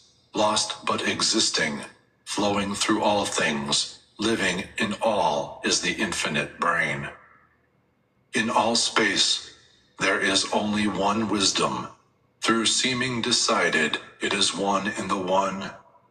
All that exists come forth from the light, and the light comes forth from the all. Everything created is based upon order. Law rules the space where the infinite dwells. Forth from equilibrium came the great cycles, moving in harmony toward infinity's end. Know ye, O man, that far in the space-time, infinity itself shall pass into change. Hear ye, and list ye to the voice of wisdom. Know that all is of all evermore. Know that through time thou may pursue wisdom, and find evermore light on the way. Aye, thou shalt find that ever receding, thy goal shall elude thee from day unto day. Long time ago, in the halls of Amenti, I, Thoth, stood before the lords of the cycles, mighty they in their aspects of power, mighty they in the wisdom unveiled. Led by the dweller, first did I see them, but afterwards free was I of their presence, free to enter their conclave at will. Oft did I journey down the dark pathway, unto the hall where the light ever glows. Learned I of the masters of cycles, wisdom brought from the cycles above. Manifest they in this cycle, as guides of man to the knowledge of all. 7 are they, mighty in power, speaking these words through me to men. Time after time stood I before them, listening to words that came not with sound. Once said they unto me, O man, wouldst thou gain wisdom? Seek for it in the heart of the flame. Wouldst thou gain knowledge of power? Seek ye it in the heart of the flame. Wouldst be one with the heart of the flame? Seek then within thine own hidden flame. Many the time. So, Right there. yeah. Um, I just noticed something he just said. With the seeking thy into the flame. I'm not sure if everybody's aware, but there's a lot of teachings and books that state the sun is basically like a library that holds a lot of record. And I noticed that what Toth is saying here is when you're doing when you're doing searches, it's almost as if it's saying that sun gazing will do you a lot of good that you might not be aware of. And once you like gain like the knowledge that you're seeking from sun gazing or um maybe candle, like staring to a fire or whatever, then once you start meditating and you also see that fire start showing up inside yourself without you needing to gaze at the sun, and you see your third eye light open and you can see the fire within yourself, then it's basically saying then you don't really have to keep on go out and sun gazing as much or stare into the fire. Now go ahead and start seeking it within yourself, because throughout your journey you end up igniting the flame from within you, and now you don't really have to go out there and seek it. You can just find the wisdom within yourself now. And if you can replay it again, James, then maybe everybody will see how I make that connection. Well, he says, once said they unto me, O man, wouldest thou like to gain wisdom? Seek for it in the heart of the flame. Would you like to gain knowledge of power? Seek it in the heart of the flame. Wouldst be one with the heart of the flame? Would you like to be one with the heart of the flame? Seek then within thine own hidden flame. Many the times they spoke to me, teaching me of wisdom, not of this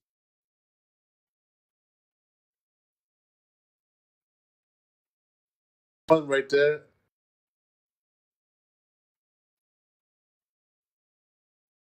Hello?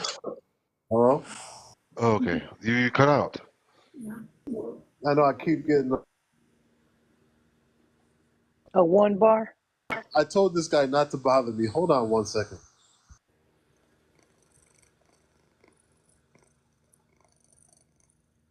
You know, I was going to say that the heart of the flame, I think it's the pure eternal source of spiritual illumination and enlightenment is how what I get from it. You know what I get from this? Is that we should all know our main fractal, our being that we connect with, whether it's a source or whether it's Thoth, Quetzalcoatl or Ra or Hecate, Lilith, just whomever. I think we all have one, and I think that's the reason why we're all here. I think if we are able to get a hold of our main fractal and bring it down, we'll be able to connect to the actual source a lot easier if we accept who we are or who we were.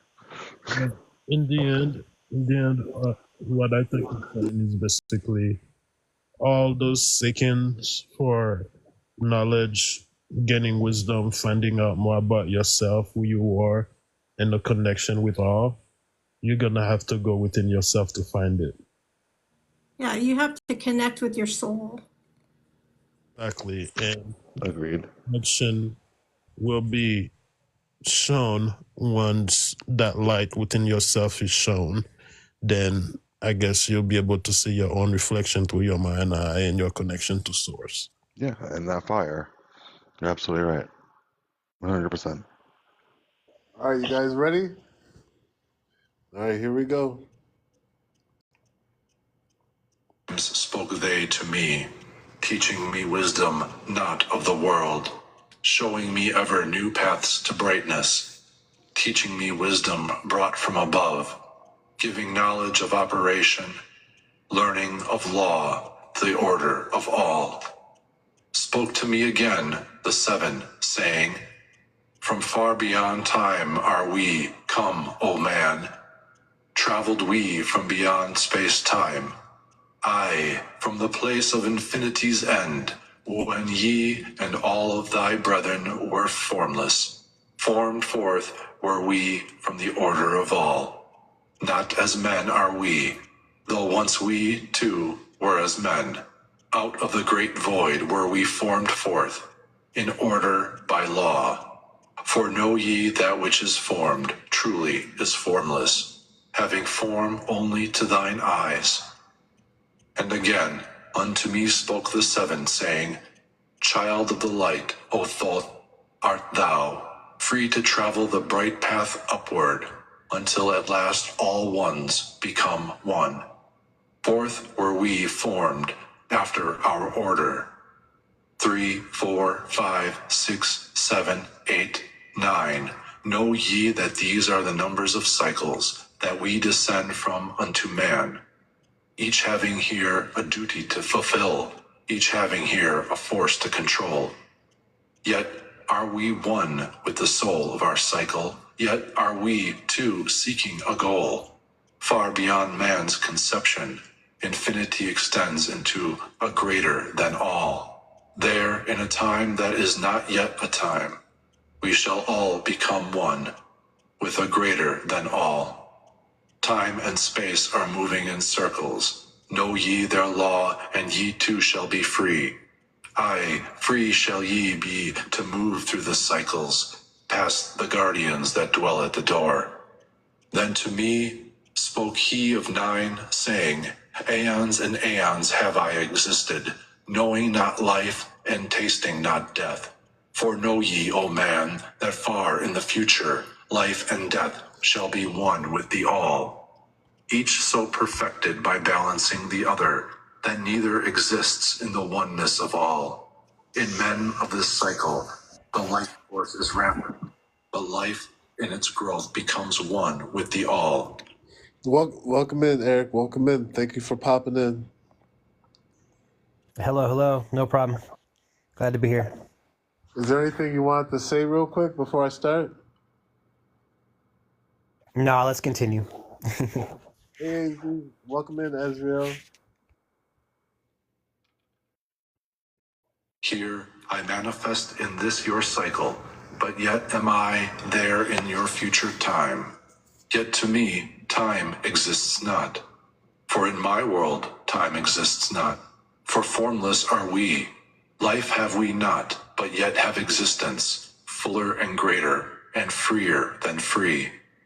Man is a flame bound to a mountain, but we in our cycle shall ever be free. Know ye, O man, that when ye have progressed into the cycle that lengthen above, life itself will pass into the darkness, and only the essence of soul shall remain. Then to me spoke the Lord of the Eight, saying, all that ye know is but part of little. Not as yet have ye touched on the great.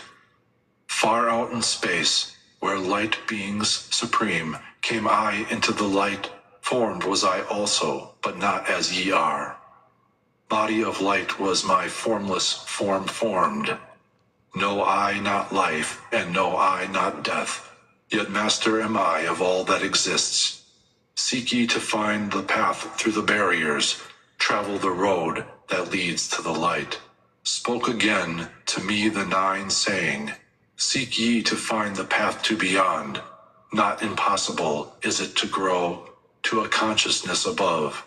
For when two have become one, and one has become all, know ye the barrier has lifted, and ye are made free of the road. Grow thou from form to the formless, free may thou be of the road. Thus through ages I listened, learning the way to the all. Now lift I my thoughts to the all thing, list ye and hear when it calls. O light, all pervading, one with the all and all with one. Flow thou to me through the channel, enter thou so that I may be free. Make me one with the all soul, shining from the blackness of night. Free let me be of all space-time, free from the veil of the night. I, a child of light, command, free from the darkness to be. Formless am I to the light soul, formless yet shining with light. Know I the bonds of the darkness must shatter and fall before light. Now give I this wisdom, free may ye be, O man, living in light and in brightness. Turn not thy face from the light. Thy soul dwells in realms of brightness. Ye are. So he just gave us another prayer, but to the all thing. And so that's pretty important too, right there. That what he just said, it felt like a lot of energy as he was saying, I acknowledge yourself as formless, acknowledge yourself in that state, and call to it and say, free me from this, from this darkness. All right, here we go. Child of the light. Turn thy thoughts inward, not outward. Find thou light soul within. Know that thou art the master. All else is brought from within. Grow thou to realms of brightness. Hold thou thy thought on the light. Know thou art one with the cosmos, a flame and a child of the light. Now to thee I gave warning, let not the thought turn away. Know that the brightness flows through thy body for aye. Turn not to the dark brothers that come from the brothers of black, but keep thine eyes ever lifted, thy soul in tune with the light. Take ye this wisdom and heed it. List to my voice and obey. Follow the pathway to brightness, and thou shalt be one with the way. All right, guys, that was the end of Emerald Tablet 8. What do you guys want to share your thoughts? I just wanted to say, I just want to ask real quick. Does everyone remember, like, not remember, like, does everyone, it doesn't matter if you remember or not, does everyone, like, know what I'm talking about when I'm talking about, like, main fractal? Like, the being that you're attached to, that is attached to the source, that's attached to your higher self. Does that resonate with anyone? Yeah. Well, what do you mean the being that's attached to the higher self? Okay, so like I said, Hecate or like Ra or like for you,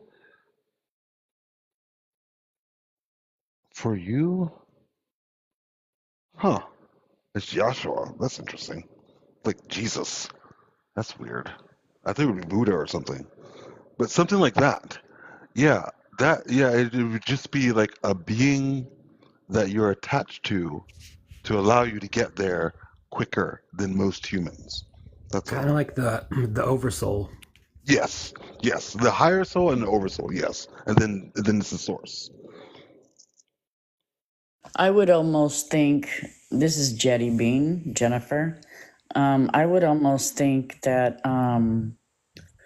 Thoth was that I was connected to him because I had a Reiki session with someone probably like 2 years ago, and she was saying that there was a big, tall being that wanted to connect with me and actually wanted to channel through me. And he had, or it had, because she didn't know if it was a male or female, but she could feel that it felt to her like a male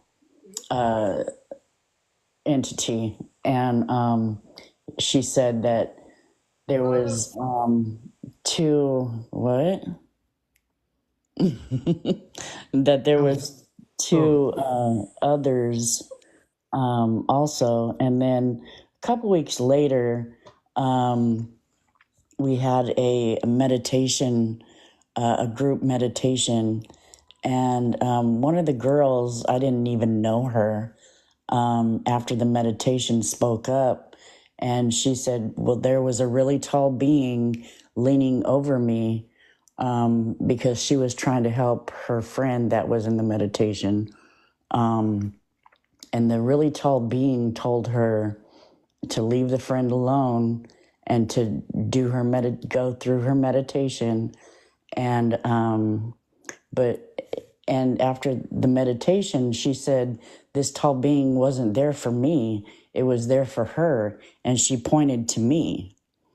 And then a few weeks to a month later than that, and this will be the last part, but I was getting my cards read, I believe, and by the Reiki practitioner. And she said this tall being that was here when we did the Reiki session, he's here again. And I said, do you know what he looks like?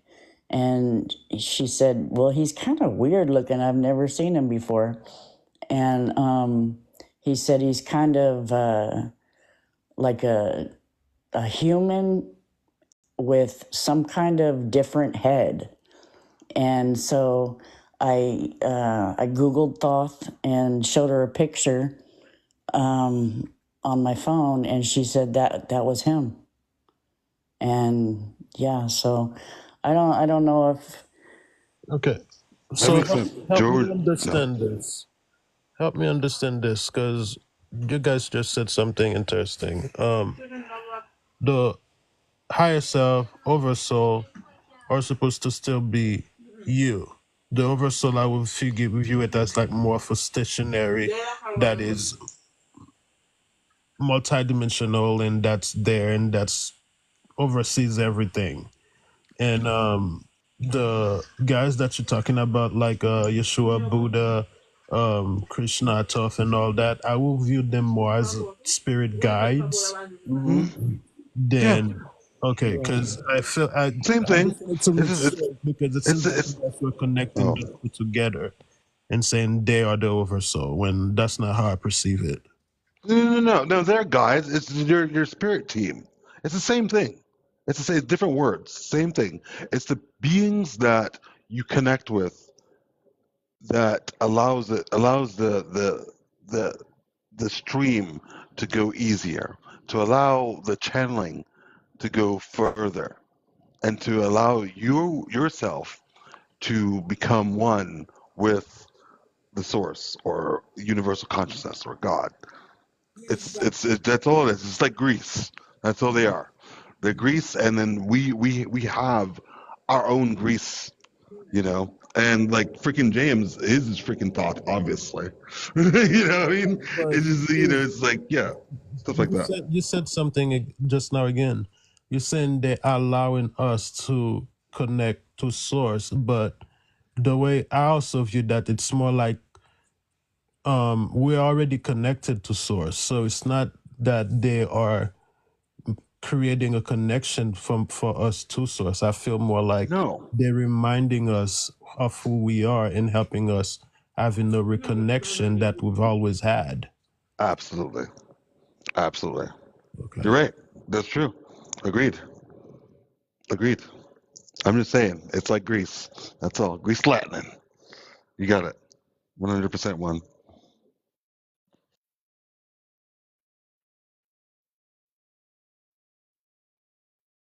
Anybody else would like Was to that share? correct with the Yeshua thing? Sorry, go.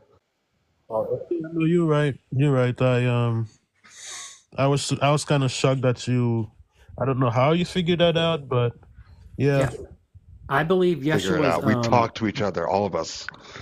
I believe Yeshua comes from the Serapis Bey lineage, so Serapis Bey would be above Yeshua. If that makes any sense to anyone. Christ consciousness, because believe it or not, I remember it's not just Yeshua, because not too long ago this Yeah, there's many. being came to me and it's like I came to you because it's my time to basically train you and guide you, and I'm like, who are you supposed to be? And he said she said Krishna, and I was like, oh, that's interesting. Yes, Christ consciousness. Lovely. Exactly. But each one of these beings could be one of the seven lords incarnated at that cycle.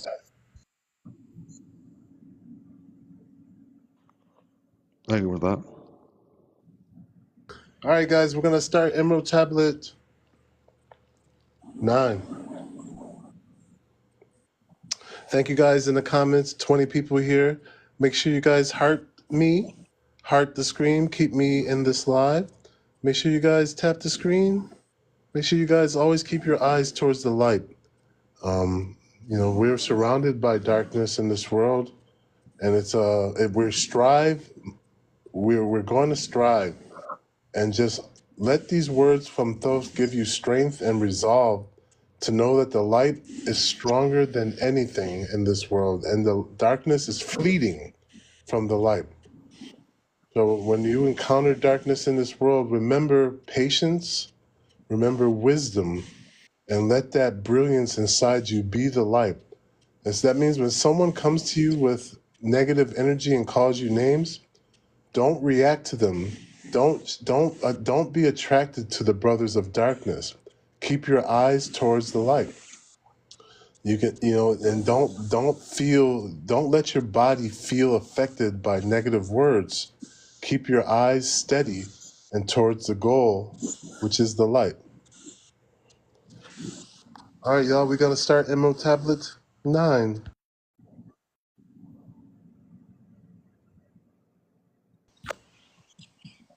Emerald Tablet 8, the Key of Mystery. Emerald Tablet 8.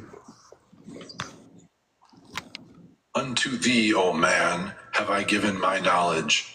Unto thee have I given of light.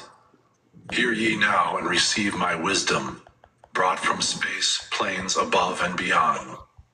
Not as man am I, for free have I become of dimensions and planes. In each take I on a new body, in each I change in my form. Know I now that the formless is all there is of form. Great is the wisdom of the seven, mighty are they from. So right there, he's telling us that in all these dimensions, he's always taken on a different form. So he was really in tune with the formlessness of life and the shapeless, so that he can experience more wisdom on many different dimensions and planes. So let that sit with you for a second. Like often we think of ourselves on a higher dimension, but maybe still formed to a human body. But think of if you were not formed to a human body, but had to take on a formless, formed form in a higher dimension to exist and gather information.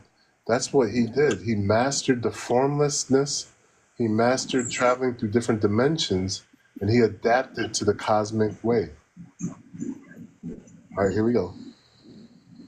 Beyond, manifest they through their power, filled by force from beyond. Hear ye these words of wisdom, hear ye and make them thine own. Find in them the formless. Mystery is but hidden knowledge. Know and ye shall unveil. Find the deep varied wisdom, and be a master of darkness and light.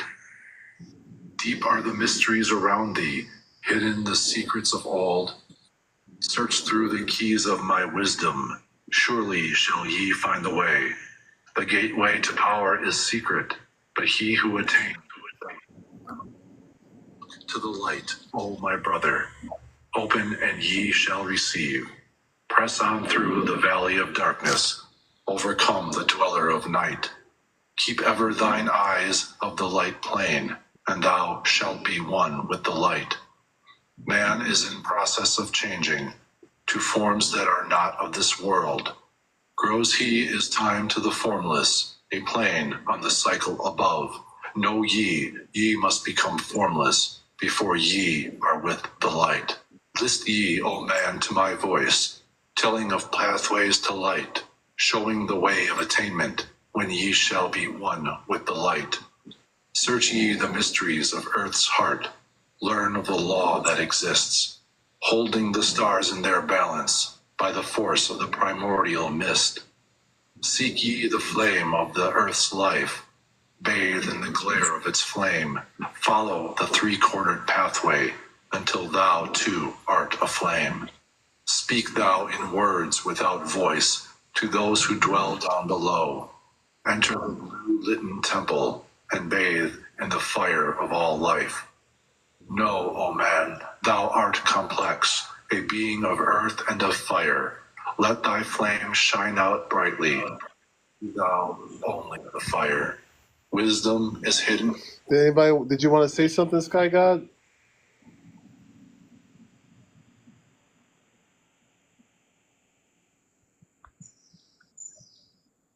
Sky God, you there? All right. In darkness, when lit by the flame of the soul, find thou the wisdom and be light-born, a son of the light without form. Seek thee ever more wisdom, find it in the heart of the flame. Know that only by striving and light pour into thy brain. Have I spoken with wisdom? List to my voice and obey. Tear open the veils of the darkness, shine a light on the way. Speak I of ancient Atlantis, speak of the days of the kingdom of shadows, speak of the coming of the children of shadows. Out of the great deep were they called by the wisdom of earthmen, called for the purpose of gaining great power. Far in the past, before Atlantis existed, men there were who delved into darkness, using dark magic, calling up beings from the great deep below us. Forth came they into this cycle, formless were they of another vibration, existing unseen by the children of earthmen. Only through blood could they have formed being, only through man could they live in the world. In ages past, were they conquered by masters. So he's talking about dark beings that were dormant and called by men way before Atlantis. And when I think about this dark energy, one of the things that pops into my mind is like dinosaurs. And I wonder in the early stages of the earth if these dark beings were actually like carnivores and then like light beings were omnivores. But the light beings outnumbered the carnivores and there was a perfect balance where these beings were just balanced and living in a third dimensional reality. And then when the dinosaurs got wiped out, all of a sudden, here's these intelligent men, and then all of a sudden, these men start summoning these beings out of the darkness, and then these beings start working as carnivores through men. So that's one of the things I like to share in my mind. Does anyone else like to say anything before I start? Um,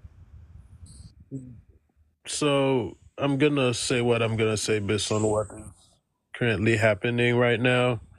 Um, they said he said that those being, which I can totally affiliate with the Dark Brothers, these dark energies are being that they conjure through Yep. blood sacrifice and all of that stuff that comes from underground.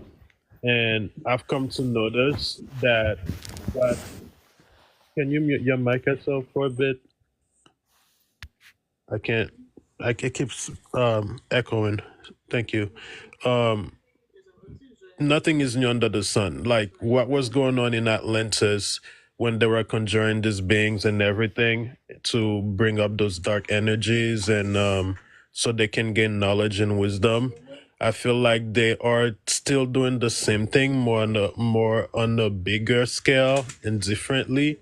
Because if you are making those having to conjure this being by blood sacrifice and everything, and you're looking at all the wars that has gone throughout the world, from the war of religion, whether World War One, Two, and so on, you get to notice that these beings were, it's like a almost constant conjuring up, summoning every single time, and it almost feel like sometimes it's being done deliberately by those people that instigate by having war to start and everything like that, because that's the only way, according to what he said, that they can come to our plane. Right. And he said, and when the blood was offered, they came. So you guys really look at. Like for example, it's like I can be like, hey, I need I need I need to have the I would like to trade knowledge to know how to this to have this new technology about to have unlimited wealth or something like that, or to have this new, to create this new spaceship or so on. And they're like, okay, well, if this is what you want to do, this is the amount of blood sacrifice we're gonna need. And if somebody that's in high power, for example, let's do something like Africa or Afghan, and they're like, all right, we're gonna bring up something where we can give the population an excuse to say that we're going to start a war with these people. Or maybe in like those foreign lands like Africa, they just go and just pillage and murder, completely kill a whole, unalive a whole village. And just by doing that, they actually complete the ritual and have those sort of outcome happening. Yeah, that's definitely some food for thought. Thank you guys in the comments. I see Clay. Welcome in, Marie. Hi, Sigma. And Tia, New Earth Channel 444. We're playing the Emerald Tablets. This is Emerald Tablet Tuesday. You guys, don't forget to tap the screen and do the heart me. It's only one coin for a heart me, and let's go.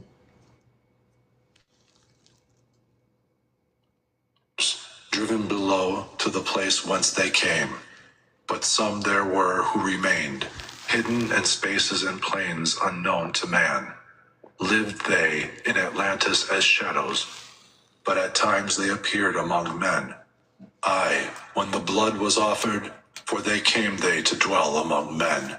In the form of man they amongst us, but only to sight were they as our men.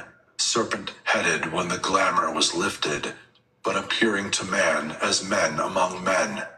crept they into the councils, taking forms that were like unto men, slaying by their arts the chiefs of the kingdoms, taking their form and ruling over man. Only by magic could they be discovered. Only by sound could their faces be seen. Can I add something? They from Yep. the kingdom of Go ahead. And did you just hear what it just said? So basically, this dude is saying that this being, not only that, they will summon them, and they will go ahead and unalive and do all of the stuff. And what they will also do is they will come and possess.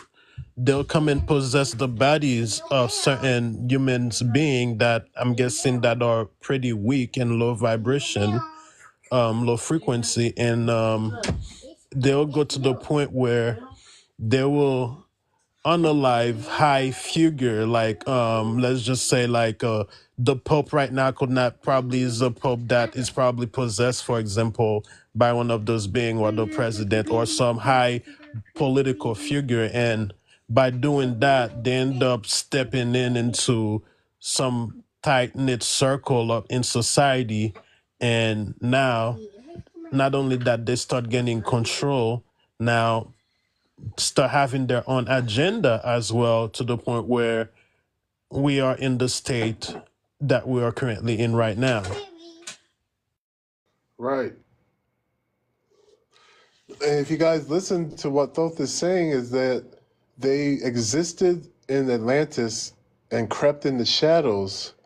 And when they were summoned, they took over all the rulers and replaced them with them.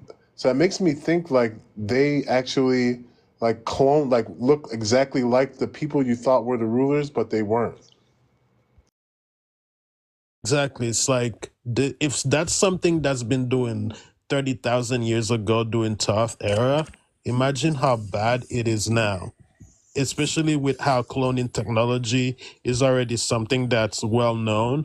So these people can just easily just make believe this new artist that's like your favorite musician, your favorite actor in a movie, your favorite senator or mayor could be one of those being, and you have no clue because you don't have the awareness to know all of this stuff or a possibility, just due to the ignorance of not researching and gaining knowledge about the state of the reality of what's going on now. I Which will have to say, oh, sorry, I meant to cut you off. I apologize. Continue. go ahead, this one. No. I will have to say that most of us, we don't attest to any of that information. We can feel beings' energy. Obviously, you can too, but I'm saying like stupid, like P Diddy stupidness, and like freaking. The UFO thing was awesome. The congressional UFO thing, that was awesome. But like just the random human things that are like a part of this world don't really, like, just like even soccer or like football or basketball, like just the random human things that people have to, that they need to engage, to help them engage in this world, don't really exist for most people that I know. It's mostly, it's you it's not like, I'm not gonna say you become addicted to the ether or the universal consciousness. It's just that the connection is there, so the things I'm not, of this I'm 3D not, world don't really attest to you. I'm Sorry, not following what you're trying to say. Can you you're elaborate? not. Okay. Yes. All right. Let's say the news. Do you watch the news? Uh, Yeah, exactly. How about do you follow sports horrifyingly, like, well, like where you know stats and like the players and such? No, I don't. I don't. Yeah. But I'm still kind of like, you know, aware of I'm the just saying. things I'm I'm just saying the saying things of the 3D like world that. that most humans. I'm sorry, I didn't mean to cut you off. Most human beings like us are they are drawn to the things of the 3D world, and we do have our like little like things. Some people are into art, some people are into music, you know, but for the most part, we aren't even like we're not even a part of that existence. When someone tries to talk to you, hey, how about the weather? It's like, well, what about it? Or how about that game that was going on? It's like, I'm sorry. But like when someone wants to talk to you about Palladians or like or Krishna or even uh not Krishna or even like Sekhmet, someone, you're automatically your brain is like, oh wow, yes, engaged. Your mind, your spirit is engaged, and that's what I'm trying to say. It's like a prayer of light, like that comes down for most of us here, Right. and we don't even like, yeah. Right. And so even like what Thoth says is that man in his ignorance summoned these beings unknowingly. And that's what this world is based off of, duality. Like if one wins and one loses, you create the vibration of the opposite. When you choose to root for a team, you choose to accept a lower vibration if that team loses. So this whole world is built around nothing but duality and 100%. bringing in that lower frequency unknowingly. That's what we've been doing. All right, y'all, we're going to keep it going. Thank you guys for tapping the screen. I see you, Tammy.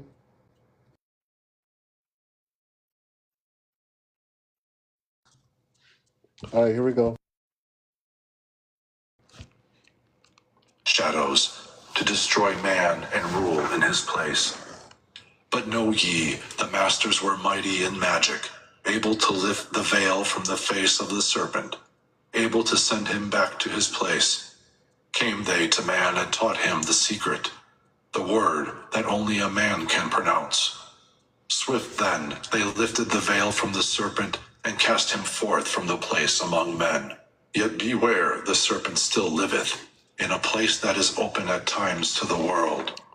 So he's saying the masters came down to us and taught us a word that only a man or a human can pronounce that would banish them or undo that spell so that we could see them. That's very powerful. That is very Yes, we cool. are. That is Sorry. so cool. Somebody needs to find that word. That'd be awesome to start seeing them.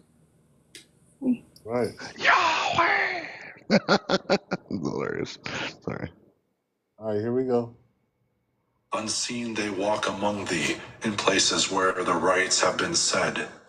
Again, as time passes onward, shall they take the semblance of men. Called may they be by the Master, who knows the white or the black, but only the white Master may control and bind them while in the flesh. Seek not the kingdom of shadows, for evil will surely appear. For only the Master of brightness shall conquer the shadow of fear. Know ye, O my brother, that fear is an obstacle great. Be master of all in the brightness, the shadow will soon disappear. Hear ye and heed my wisdom, the voice of light is clear. Seek not the valley of shadow, and light will only appear. List ye, O man, to the depth of my wisdom, speak I of knowledge hidden from man. Far have I been on my journey through space-time, even to the end of space of this cycle. I glimpsed the hounds of the barrier, lying in wait for he who would pass them, in that space where time exists not. Faintly I sensed the guardians of cycles, move they only through angles. Free are they not of the curved dimensions. Strange and terrible are the hounds of the barrier. Follow they consciousness to the limits of space. Think not to escape by entering your body, for follow they fast the soul through angles. Only the circle will give ye protection, save from the claws of the dwellers in angles. Once in a time past, I approached the great barrier, and saw on the shores where time exists not, the formless forms of the hounds of the barrier. I, hiding in the midst beyond time, I found them, and they, scenting me afar off, raised themselves and gave the great bell cry that could be heard from cycle to cycle and moved through space toward my soul. Fled I then fast before them, back from time's unthinkable end, but ever after me pursued they, moving in strange angles not known to man. I, on the gray shores of time-space's end, found I the hounds of the barrier, ravening for the soul who attempts the beyond. Fled I, through circles, back to my body, fled, and fast after me they followed. I, after me the devourers followed, seeking through angles to devour my soul. I, know ye man, that the soul who dares the barrier may be held in bondage by the hounds from beyond time. Held to this cycle is completed and left behind when the consciousness leaves. Entered I my body, created the circles that know not angles, created the form that from my form was formed, made my body into a circle, and lost the pursuers in the circles of time. But even yet, when free from my body, cautious ever must I be, not to move through angles, else my soul may never be free. Know ye the hounds of the barrier, move only through angles, and never through curves of space. Only by moving through curves can ye escape them, for in angles they will pursue thee. O man, heed ye my warning. Seek not to break open the gate. Did you want to say something, one? No, it's fine. It's fine. I'll speak on it when it's done. Oh, you can speak now. It's okay if you like.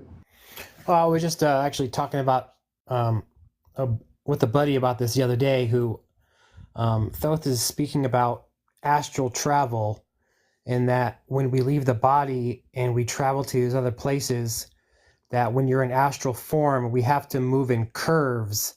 And then because these entities that are in these other realms, they move in straight lines. So if you when you're moving about in astral form, you have to flow in circles and curves and not straight lines, because if you move in straight lines, they can follow you, is what I was told just the other day. Oh my God, esoteric. Dude, you've been there? Have you been there? Okay, so like, okay. No, I'm working on it. No. So the way it looks like steps, right? So it's literally like you're clawing your way up to steps, but like the steps are pedals. It's very interesting looking. It's very interesting Okay. looking, and the way and the lower vibrational beings are down there. They're trying to pull you up. Try to pull you down. They want to grab hold of your hand so you can help them up. But So, you're not supposed to do it. Wow. so You're not Jay, supposed to do it. Wow. and so I had gone through that experience, but I'm 100% sure that it was not the hounds that I caught up with, but I was in a plane of existence where um it's almost like a whole group of entities were just cruising along the cosmos, and I was just one of them, like, almost like when elephants are walking each other going out for water or something. View it kind of like that, but on a bigger scale, like cosmic scale, where you're just like stars just flowing along with each other.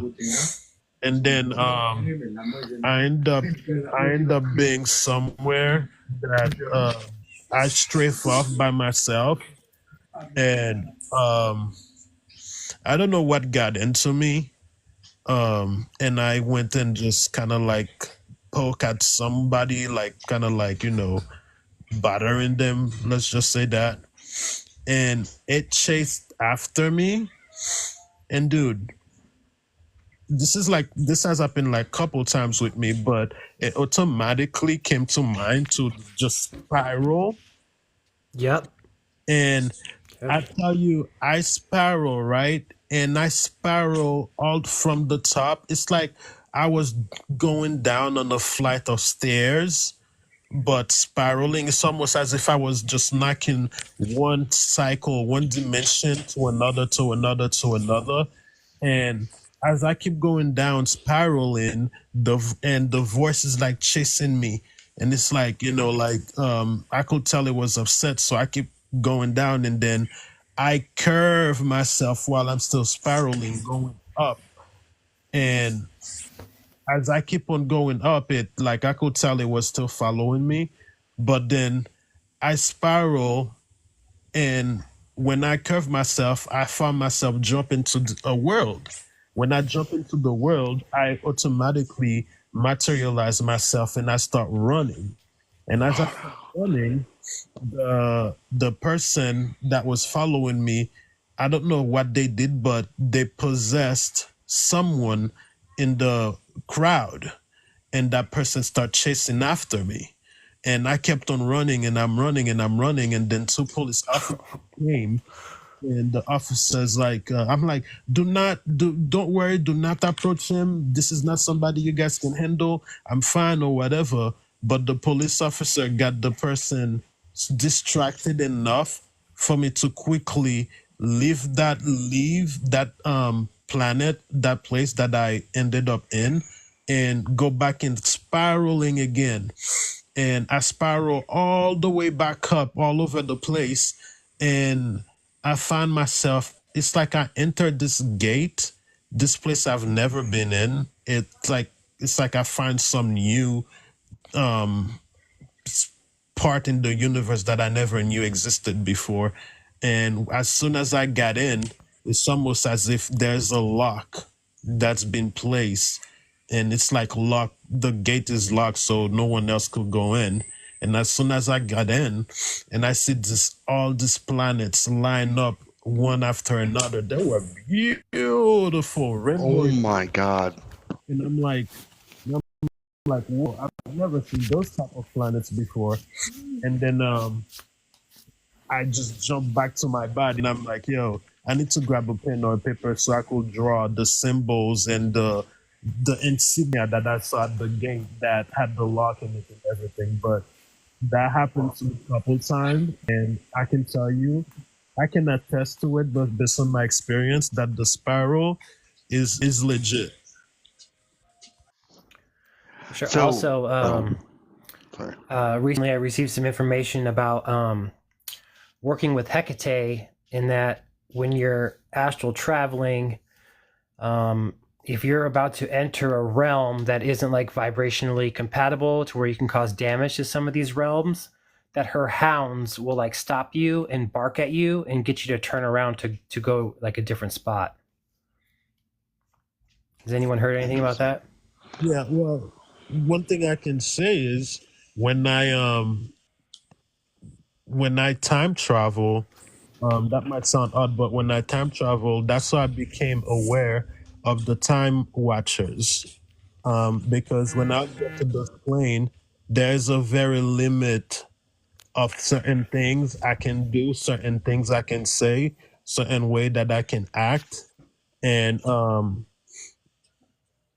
if I act a certain way like last time, the person literally came right behind me, and I could tell like it was either my spirit guide or somebody that I have a connection with. And I saw myself just cruising through time. Like it's almost I'm like using a slider and just choosing certain time period that I want to go and explore. And as I got to one, I think I probably had spent too much time Have you there. been to a water world? Water world yet? The water world. Have you been there? Oh, sorry. Hold on. I don't think I spent too much time there. I think I spent too much time there, and then he came and he put his right hand over my left shoulder, and then he just bring me up and got me out, basically saying my time was up. I'm not sure what you mean by water world, Rubus, but I've been to so many places that Waterworld is the list of the place of my worries based on places I've gone to. Like Okay.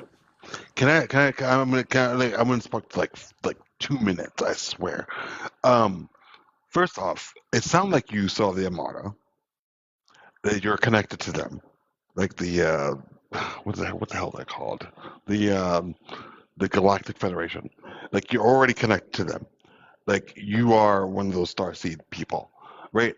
And then what you see is that you were like, for me, what you saw was the spiral that you saw is the inverse version of being recycled. So that spiral is like the steps that I was talking about. So instead of walking all the way around, you go up the steps. So, the spiral. huh? I was the spiral.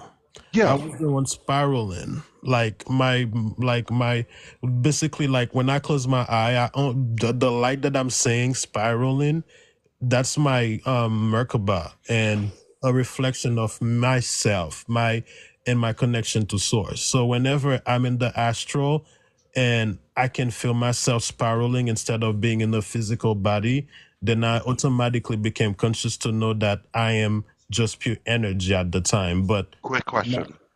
Quick question. Quick yeah, question. Do you how do you see time? How can time you is time equate is time for time, yourself? time is a marker. Basically, the way I Okay. see it is like a marker. Basically, have you seen a harp or a guitar? Mm-hmm. You see Continue.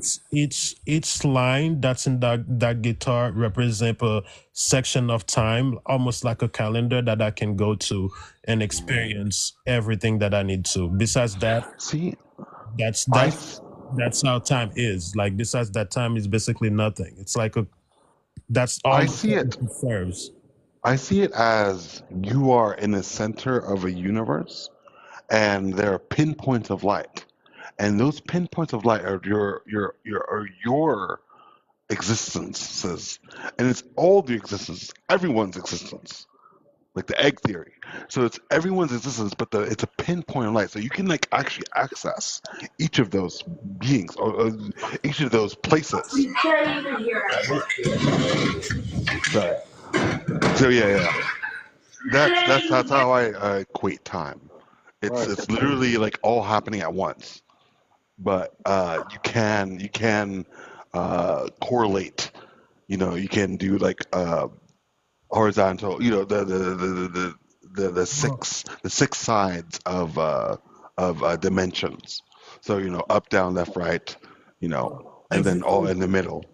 everything is happening at once, and I think that's why when I meditate and or when I go to sleep and I totally find myself in a different version body of mine, and I'm in a whole different world that is similar to Earth, whether it's less advanced or more advanced. Whatever that I'm experiencing there, I'm currently presently experiencing it, but at the same time Yeah, I'm still here. I yeah. just happen to be so connected with my higher self that I've gained the power to be multidimensional, as that is my birthright. All right. So Tracy totally like slammed it down. Same message, different apologies. Apparently, yes. Hey guys, so we're gonna keep going with the hounds, and just from my perspective, what esoteric Eric said was pretty much on point. So from what I'm gathering from the Emerald Tablets is one, the seven lords of light basically told him how to go past that barrier.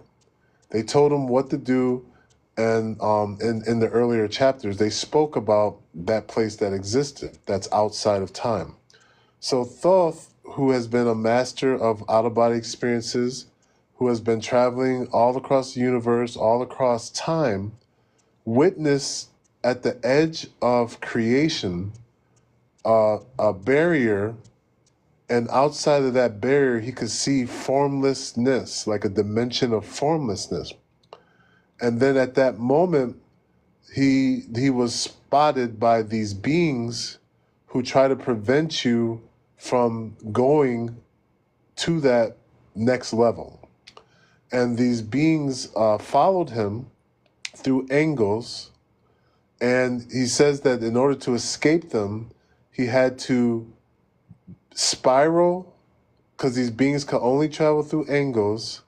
And when he got back to his body, he created a circle and a cross and became the form upon which his form was formed, and lost them through time. So let that sit and resonate with you guys. Like, it literally sounds like he literally became the moment where he was created, and stayed like that for a while and lost them. But these beings in the halls of Amenti had told him and prepared him, for this. So if you guys listen to the earlier chapters, they talked about this space where they exist. They come from this place that he saw, this place that's outside of time, and they came, and so they're here teaching him this great wisdom that comes from outside of our universe. So we're gonna keep playing. Here we go. Thank you guys for tapping the screen. Thank you guys for supporting the live. To beyond. Few there are who have succeeded in passing the barrier to the greater light that shines beyond. For know ye, ever the dwellers seek such souls to hold in their thrall. Listen, O man, and heed ye my warning. Seek ye to move not in angles but curves. And if while free from thy body, thou hearest the sound like the bay of a hound, ringing clear and bell-like through thy being, flee back to thy body through circles. Penetrate not the mist before. When thou hast entered the form thou hast dwelt in, use thou the cross and the circle combined. Open thy mouth and use thou thy voice. Utter the word and thou shalt be free.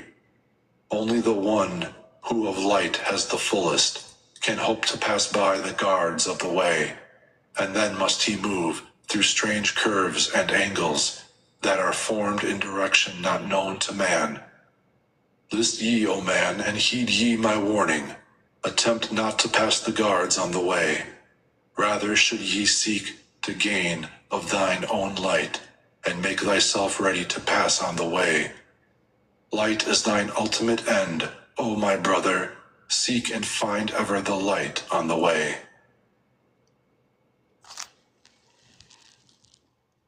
Emerald Tablet 9, the key to freedom of space.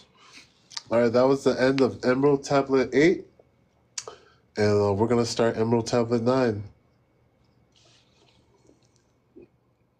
The key to freedom of space. List ye, O man, hear ye my voice, teaching of wisdom and light in this cycle. Teaching ye how to banish the darkness, teaching ye how to bring light in thy life. Seek ye, O man, to find the great pathway that leads to eternal life as a son. Draw ye away from the veil of darkness. Seek to become a light in the world. Make of thyself a vessel for light, a focus for the sun of this space. Lift thou thine eyes to the cosmos. Lift thou thine eyes to the light. Speak in the words of the dweller, the chant that calls down the light. Sing thou the song of freedom. Sing thou the song of the soul. Create the high vibration that will make thee one with the whole. Blend all thyself with the cosmos. Grow into one with the light. Be thou a channel of order, a pathway of law to the world. So to me, it definitely sounds like he's saying to stop envisioning yourself as a being that lives and dies, and to be eternal and know that you are the eternal light of the soul. So all you guys who actually believe in life and death know that he is teaching us that there is something else that is eternal, which is what he attained, immortality, from the formlessness of the light. All right, let's go. Thy light, O man, is the great light, shining through the shadow of flesh. Free must thou rise from the darkness, before thou art one with the light. Shadows of darkness surround thee. Life fills thee with its flow. But know, O man, thou must arise, and forth thy body go. Far to the plains that surround thee, and yet are one with thee too. Look all around thee, O man, see thine own light reflected. Aye, even in the darkness around thee, thine own light pours forth through the veil. Seek thou for wisdom always, let not thine body betray. Keep in the path of the light wave. Shun thou the darkened way. Know thee that wisdom is lasting, existing since the all-soul began, creating harmony from the law that exists in the way. List ye, O man, to the teachings of wisdom. List to the voice that speaks of the past time. I shall tell thee knowledge forgotten. Tell ye of wisdom hidden in past time, lost in the midst of darkness around me. Know ye, man, ye are the ultimate of all things. Only the knowledge of this is forgotten, lost when man was cast into bondage, bound and fettered by the chains of the darkness. Long, long ago, I cast off my body, wandered I free through the vastness of ether, circled the angles that hold man in bondage. Know ye, O man, ye are only a spirit. The body is nothing, the soul is all. Let not your body be a fetter. Cast off the darkness and travel in light. Cast off your body, O man, and be free. Truly a light that is one with the light. When ye are free from the fetters of darkness, and travel in space as the son of the light, then ye shall know that space is not boundless, but truly bounded by angles and curves. Know ye, O man, that all that exists is only an aspect of greater things yet to come. Matter is fluid and flows like a stream, constantly changing from one thing to another. When ye are free from the fetters of darkness, and travel in space as the son of the light, then ye shall know that space is not boundless, but truly bounded by angles and curves. Know ye, O man, that all that exists is only an aspect of greater things yet to come. Matter is fluid and flows like a stream, constantly changing from one thing to another. All through the ages has knowledge existed, never been changed, though buried in darkness, never been lost, though forgotten by man. Know ye that throughout the space that ye dwell in are others as great as your own, interlaced through the heart of your matter, yet separate in space of their own. Once in a time long forgotten, I, thought, opened the doorway, penetrated into other spaces, and learned of the secrets concealed. Deep in the essence of matter are many mysteries concealed. 9 are the interlocked dimensions, and 9 are the cycles of space. 9 are the diffusions of consciousness, and 9 are the worlds within worlds. 9 are the lords of the cycles that come from above and below. Space is filled with concealed ones, for space is divided by time. Seek ye the key to the time-space, and ye shall unlock the gate. Know ye that throughout the time-space consciousness surely exists. Though from our knowledge it is hidden, yet still forever exists. The key to worlds within thee are found only within, for man is the gateway of mystery, and the key that is one with the one. Seek ye within the circle, use the word I shall give. Open the gateway within thee, and surely thou too shall live. Man, Ye think that ye liveth, but know it is life within death. For as sure as ye are bound to your body, for you no life exists. Only the soul is space free, has life that is really a life. All else is only a bondage, a fetter from which to be free. Think not that man is earthborn, though come from the earth he may be. Man is light-born spirit, but without knowing he can never be free. Darkness surrounds the light-born, darkness fetters the soul. Only the one who is seeking may ever hope to be free. Shadows around thee are falling, darkness fills all the space. Shine forth, O light of the man-soul, fill thou the darkness of space. Ye are the son of the great light, remember and ye shall be free. Stay not thou in the shadows, spring forth from the darkness of night. Light let thy soul be, O sunborn, filled with glory of light. So what he's saying, guys, is that these bodies are basically the darkness. And know that even though you may be earthy, you are space-born light. And that your soul really knows what life is. But for you, there really is no life. What do you guys think about that? This is where I'd like to add in my poem, if you wouldn't mind. Yeah, go ahead. In secret chambers of the heart lies the halls of Amenti's sacred art, a realm of wisdom ancient and true, guiding seekers, know thyself anew. Within thy soul's sacred sanctuary, a radiant pyramid shines bright and free. Thoughts, wisdom, whisper secrets dear, to guide thee on thy inner journey clear. Chambers of reflection, judgment's might, regeneration, transformational light. Inner wisdom spark like a beacon bright, illuminates the path through the darkest night. As above, so below, the mystery unfolds, in labyrinth corridors where shadows unfold. The higher self awaits, like a guiding star, to lead thee through near and far. In Amenti's halls, thy soul takes flight, through veils of ignorance into radiant light. Thy inner world, a microcosm divine, mirroring the universe's grand design. Listen to thy heart, and thou shalt hear the whispers of God's crystal clear. In Amenti's chambers, wisdom's treasure lies, awaiting thy discovery, near thy inner sky.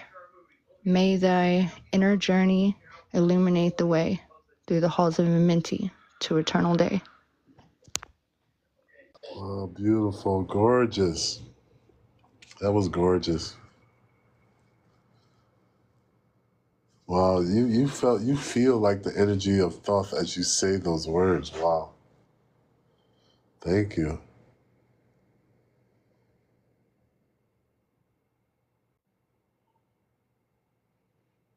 Anyone else would like to share real quick before we start? I just want to say that was freaking beautiful. Thank you. Me too. Absolutely beautiful. The Halls of Amenti, guys. Unbelievable. All right, here we go. Freed from the bonds of the darkness, a soul that is one with the light. Thou art the key to all wisdom. Within thee is all time and space. Live not in bondage to darkness. Free thou thy light form from night. Great light that fills all the cosmos, flow thou fully to man. Make of his body a light torch that shall never be quenched among men. Long in the past sought I wisdom, knowledge not known to man. Far to the past I traveled, into the space where time began. Sought I ever new knowledge, to add to the wisdom I knew. Yet only I found did the future hold the key to the wisdom I sought. Down to the holes of Amenti I journeyed, the greater knowledge to seek. Ask of thee, lords of the cycles, the way to the wisdom I sought. Asked the lords this question, where is the source of all? Answered in tones that were mighty, the voice of the Lord of the Nine. Free thou thy soul from thy body, and come forth with me to the light. Forth I came from my body, a glittering flame in the night, stood I before the Lord, bathed in the fire of life. Seized was I then by a force, great beyond knowledge of man. Cast was I to the abyss, through spaces unknown to man. Saw I the moldings of order, from the chaos and angles of night. Saw I the light spring from order, and heard the voice of the light. Saw I the flame of the abyss, casting forth order and light. Saw order spring out of chaos, saw light giving forth life. Then heard I the voice, hear thou and understand. The flame is the source of all things, containing all things in potentiality. The order that sent forth light is the word, and from the word come life and the existence of all. And again spoke the voice, saying, the life in thee is the word. Find thou the life within thee, and have powers to use of the word. Long I watched the light flame, pouring forth from the essence of fire, realizing that life but order, and that man is one with the fire. Back I came to my body, stood again with the Nine, listened to the voice of the cycles, vibrate with the powers they spoke. Know ye, O thought, that life is but the word of the fire. The life forth ye seek before thee is but the word in the world as a fire. Seek ye the path to the word, and powers shall surely be thine. Then asked I of the Nine, O Lord, show me the path, give the path to the wisdom, show me the way to the word. Answered me then the Lord of the Nine, through order ye shall find the way. Saw ye that the word came from chaos? Saw ye not that light came from fire? Look in thy life for this order, balance and order thy life. Quell all the chaos of the emotions, and thou shalt have order in life. Order brought forth from chaos will bring thee the word of the source. Will thee the power of cycles, and make of thy soul a force that free will extend through the ages, a perfect sun from the source. Listened I to the voice, and deep thanked. So what do you guys think about that? There was a lot going on there, right?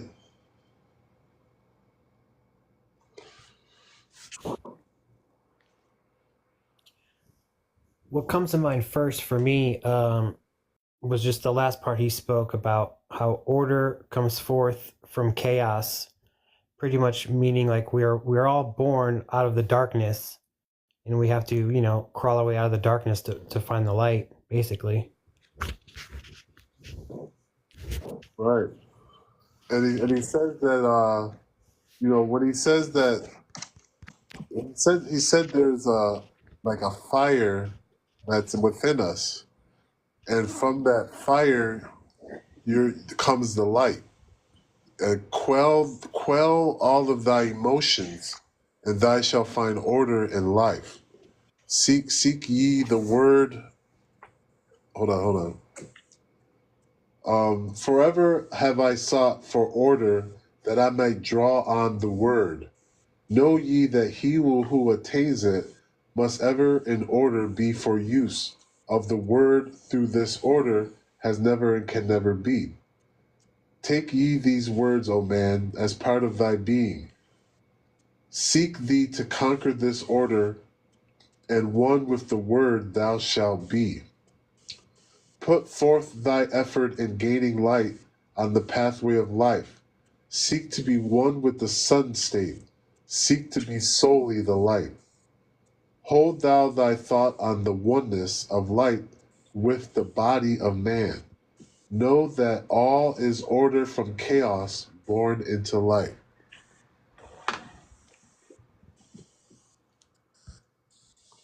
All right, here we go. The words in my heart. Forever have I sought for order, that I might draw on the word. Know ye that he who attains it must ever in order be for use of the word, though this order has never and can never be. Take ye these words, O man, as part of thy life. Let them be. Seek thee to conquer this order, and one with the word thou shalt be. Put forth thy effort in gaining light on the pathway of life. Seek to be one with the sun state. Seek to be solely the light. Hold thou thy thought on the oneness of light within the body of man. Know that all is order from chaos, born into light. Emerald Tablet 10, the Key of Time. All right, that was the end of Emerald Tablet. So I think a lot about like how the Bible talks about the Word and the Word of God and all that stuff. And this, from listening to these tablets, it makes me think that we're creators. Like that word is whatever you think of. Like that, and as long as you like exist and believe you are the light, you will bring order into this world from the light, from the fire that is the light. Anyone want to say anything? I do actually. I I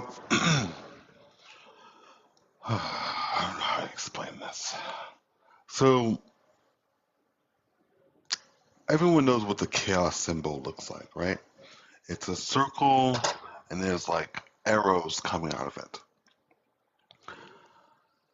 Equate that to yourself.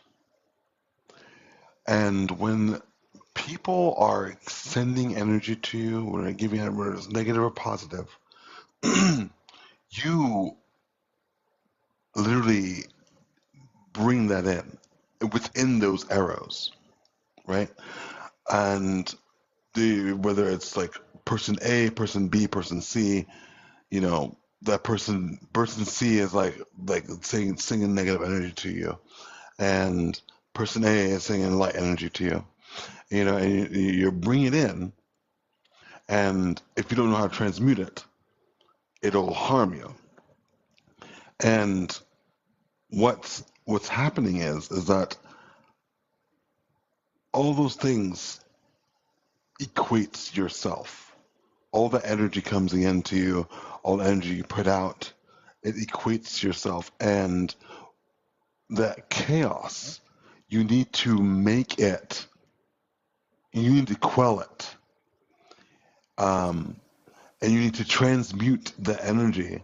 What I do, it's so lame and stupid, but anytime I feel any negative energy towards me, or anytime I feel a negative vibe or something like that, I use the bathroom and send that energy out with the waste of my body. That's like the easiest way to transmute it and get rid of it. But at the same time, holding on to the positive energy, that the energy that it was in its existence. It's it's so weird. It's like a weird factory. I wish I can explain it. I wish I can draw it out for you guys. You know, the energy comes in, you transmute it, you take the positive energy, and you push the rest of it out. That's the easiest way I can say it. That's what I got from that. And Yeah, it's literally, it looks like that. Sorry. yeah. They told Thoth, didn't you see that order came from chaos? Quell the storm of your emotions, and you'll find order in life. Yes. Yeah. And yeah, that's exactly what it is. You take your information that you're given and make the best of it. Don't don't return the negative energy. For what? They don't care about you. If they cared about you, they wouldn't send you negative energy in the first place. Why are you giving them energy? They gave it to you. So you take it. You use it. Remove the negative energy and then take the energy and then use the rest of it for yourself. Sorry.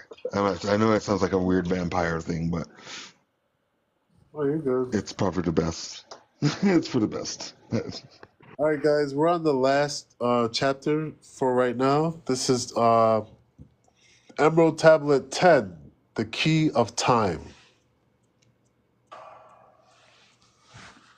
List ye, O man, take of my wisdom, learn of his deep hidden mysteries of space, learn of the thought that grew in the abyss, bringing order and harmony in space. Know ye, O man, that all exists as being only because of the law. Know ye the law, and ye shall be free, never be bound by the fetters of night. Far through the strange spaces have I journeyed, into the depth of the abyss of time, until in the end all was revealed. Know ye that mystery is only mystery, when it is knowledge unknown to man. When ye have plumbed the heart of all mystery, knowledge and wisdom will surely be thine. Seek ye and learn that time is the secret, whereby ye may be free of this space. Long have I, wisdom, sought wisdom, I, and shall seek of eternity's end, for know that ever before me receding shall move the goal I seek to attain. Even the lords of the cycles know that not yet have they reached the goal, for with all of their wisdom they know that truth ever grows. Once, in a time past, I spoke to the dweller, asked of the mystery of time and space, asked him the question that surged in my being, saying, O Master, what is time? Then to me spoke he, the Master, Know ye, O thought, in the beginning, there, and void, and nothingness, a timeless, spaceless nothingness. And into the nothingness came a thought, purposeful, all-pervading, and it filled the void.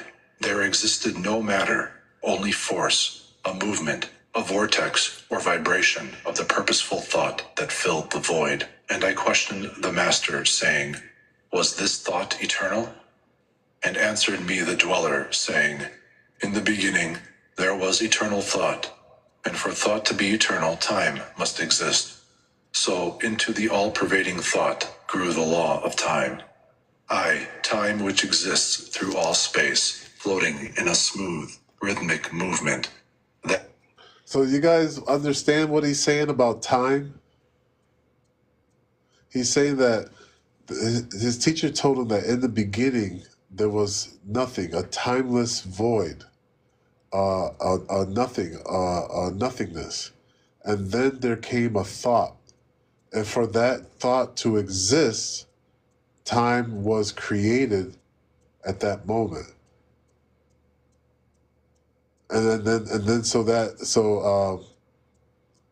So in order to exist, time had to be created so that the thought could express itself in our reality, like literally. All right, let's go. That is eternally in a state of fixation. Time changes not, but all things change in time. For time is the force that holds events separate, each in its own proper place.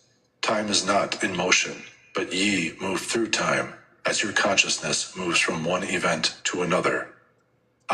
But time yet exists, all in all, an eternal one existence. Know ye that even though in the time ye are separate, yet still are one, in all times existent. Ceased then the voice of the dweller, and departed I to ponder on time. For knew I that in these words lay wisdom, and a way to explore the mysteries of time. Oft did I ponder the words of the dweller, then sought I to solve the mystery of time. Found I that time moves through strange angles, yet only by curves could I hope to attain the key that would give me access to the time-space. Found I that only by moving upward, and yet again by moving to rightward, could I be free from the time of the movement.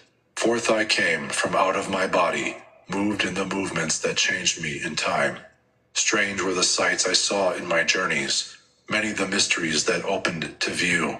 I saw man's beginning, learned from the past that nothing is new. Seek ye, O man, to learn the pathway that leads through the spaces that are formed forth in time. Forget not, O man, with all of thy seeking, that light is the goal ye shall seek to attain. Search ye for the light on thy pathway, and ever for thee the goal shall endure. Let not thine heart turn ever to darkness. Light let shine soul be, a sun on the way. Know ye that eternal brightness, ye shall ever find thy soul hid in light. Never fettered by bondage or darkness, ever it shines forth a sun of the light. I know, though hidden in darkness your soul, a spark of the true flame exists. Be ye one with the greatest of all lights. Find at the source the end of thy goal. Light is life, for without the great light nothing can ever exist. Know ye that in all formed matter the heart of light always exists. I, even though bound in the darkness, inherent light always exists. Once I stood in the halls of Amenti, and heard the voice of the lords of Amenti, saying in tones that rang through the silence, words of power, mighty and potent, chanted they the song of the cycles, the words that opened the path to beyond. I saw the great path opened, and looked for the instant into the beyond. Saw I the movements of the cycles, vast as the thought of the source could convey. Knew I then even infinity is moving on to some unthinkable end. Saw I that the cosmos is order, and part of a movement that extends to all space. A party of an order of orders, constantly moving in a harmony of space. Saw I the wheeling of cycles, like vast circles across the sky. Knew I then that all has being, is growing to meet yet another being, in a far-off grouping of space and time. Knew I then that in words are power, to open the planes that are hidden from man. Aye, that even in words lies hidden the key that will open above and below. Hark ye, now man, this word I leave with thee. Use it, and ye shall find power in its sound. Say ye the word, Zin Uru, and power ye shall find. Yet must ye understand that man is of light, and light is of man. List ye, O man, and hear a mystery, stranger than all that lies neath the sun. Know ye, O man, that all space is filled by worlds within worlds. So that word is Zin Uru. And I'm going to write it in the comments for you guys if you want to practice it.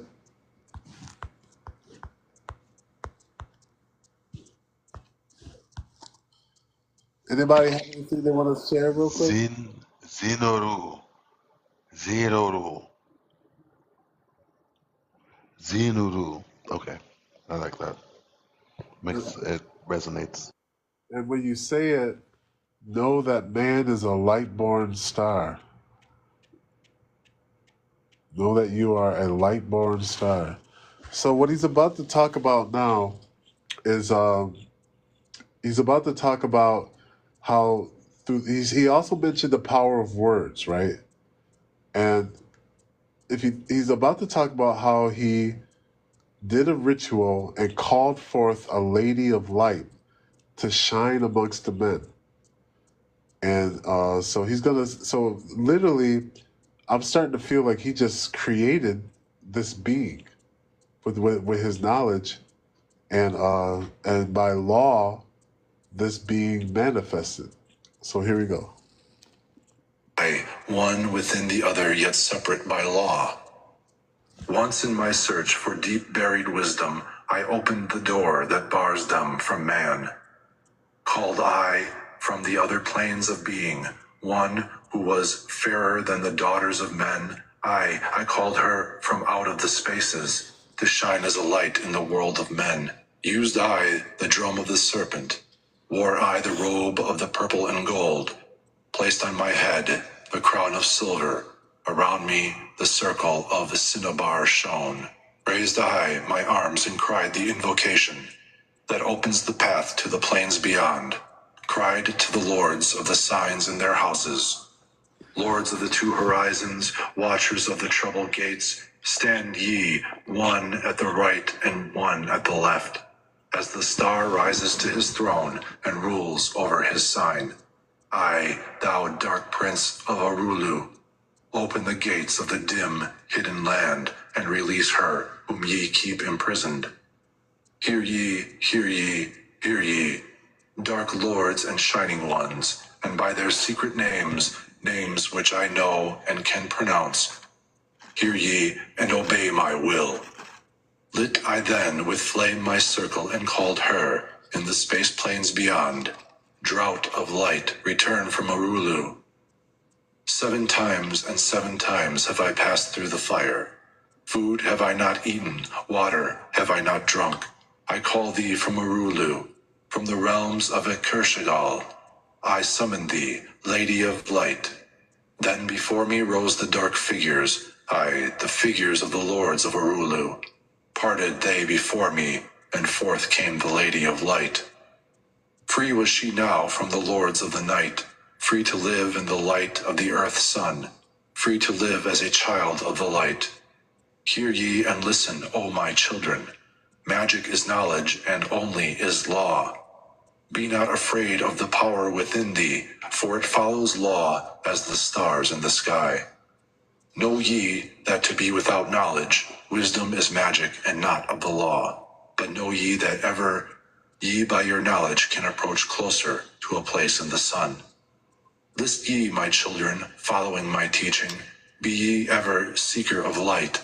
Shine in the world of men all around thee, a light on the path that shall shine among men. Follow ye and learn of my magic.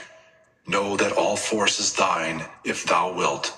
Fear not the path that leads to knowledge, but rather shun ye the dark road. Light is thine, O man, for the taking. Cast off the fetters, and thou shalt be free. Know ye that thy soul is living in bondage, fettered by fears that hold ye in thrall.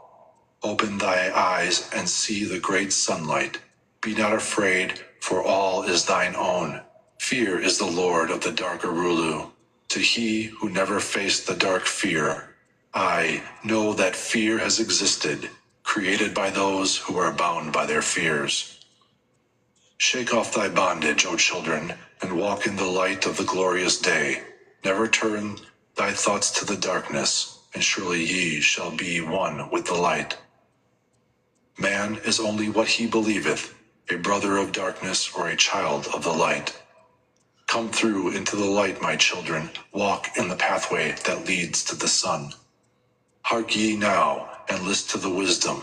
Use thou the word I have given unto thee. Use it, and surely thou shalt find power and wisdom, and light to walk in the way. Seek thee, and find the key I have given, and ever shalt thou be a child of the light.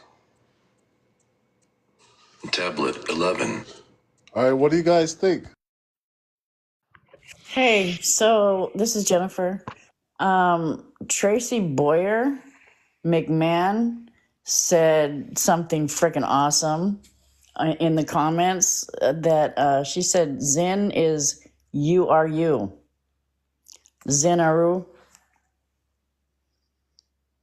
I thought about that before. Zid are you? Right. That's pretty cool, I thought. Anyone else? There's damn it, I'm not sure how to say it. I put this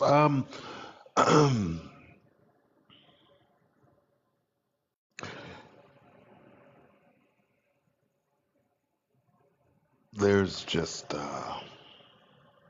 lots of teachings. Are you ever going to do the Book of the Dead? Oh, I don't know. Maybe. Okay. But real quick. So what this passage made me feel like is that he was really telling us that magic is law. Okay, and so you know how they say you have to be like a child to enter like the gates of heaven. what do we do as children all the time? We just go around creating. We just create beings, we create friends, we create life as children. Basically, what I feel like he's doing is moving to a place that we have not even dreamed of. A place where you can call or create a being of light. Anybody else understand what I'm talking about? I've got something on that one. When mates are one in harmonious bond, male and female unity bond, their secret powers and balance entwine, reflecting cosmic order divine. For when opposites unite, harmony reigns, and from their union a new life sustains. In higher realms, pure energy descends, and in its wake, creation transcends. Thus, unity and duality intertwine, give birth to wisdom forever aligned. Heed Tablet 10's teachings, dear seeker, true, and find unity, power shining through. Right. And I Right. wrote that while listening. Wow. Nice.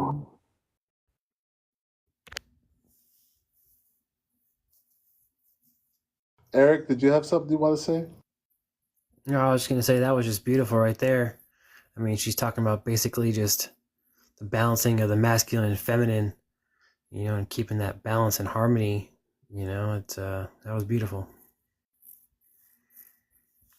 But also, I was going to say, you were talking about the inner child and being childlike. Like our first 7 years, that's we just have that innocence, of a child. And I came across something recently. I had a meeting with an ascended master about a year back, and she was talking about finding your inner child.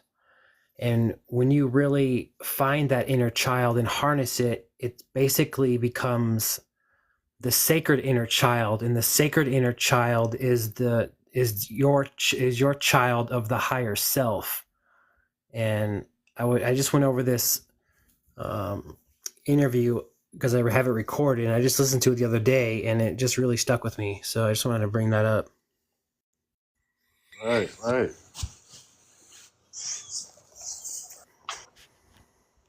And think about how much power we really have, but we don't harness it as creative beings. We are creators. And think about what Thoth just did as he created this lady of light and called her forth from when using the laws and knowing the secret teachings of matter. He called forth this lady. It makes you really think about the power that you have.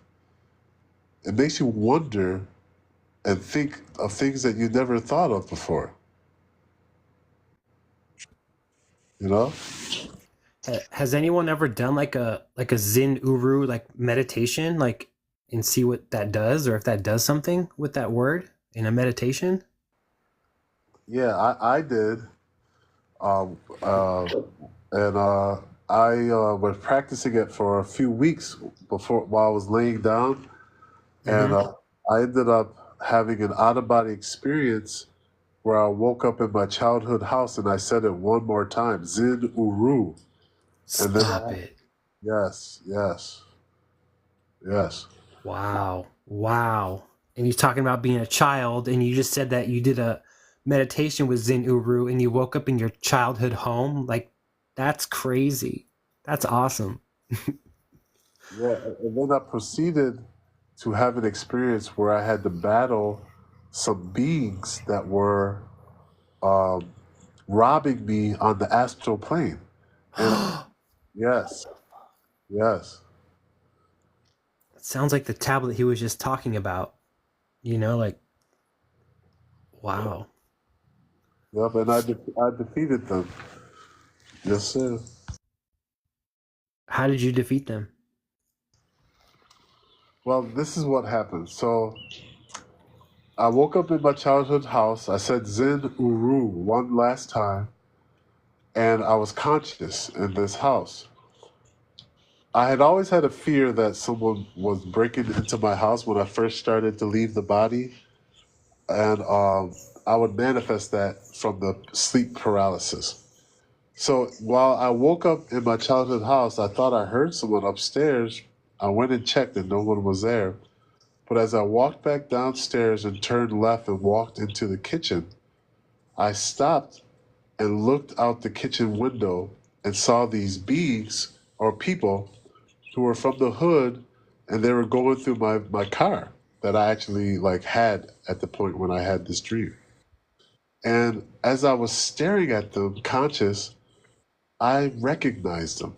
I realized that they have been a recurring dream that I've been having for about a year, where I would get robbed by people, but I knew I was dreaming and I would just let them take whatever they wanted to.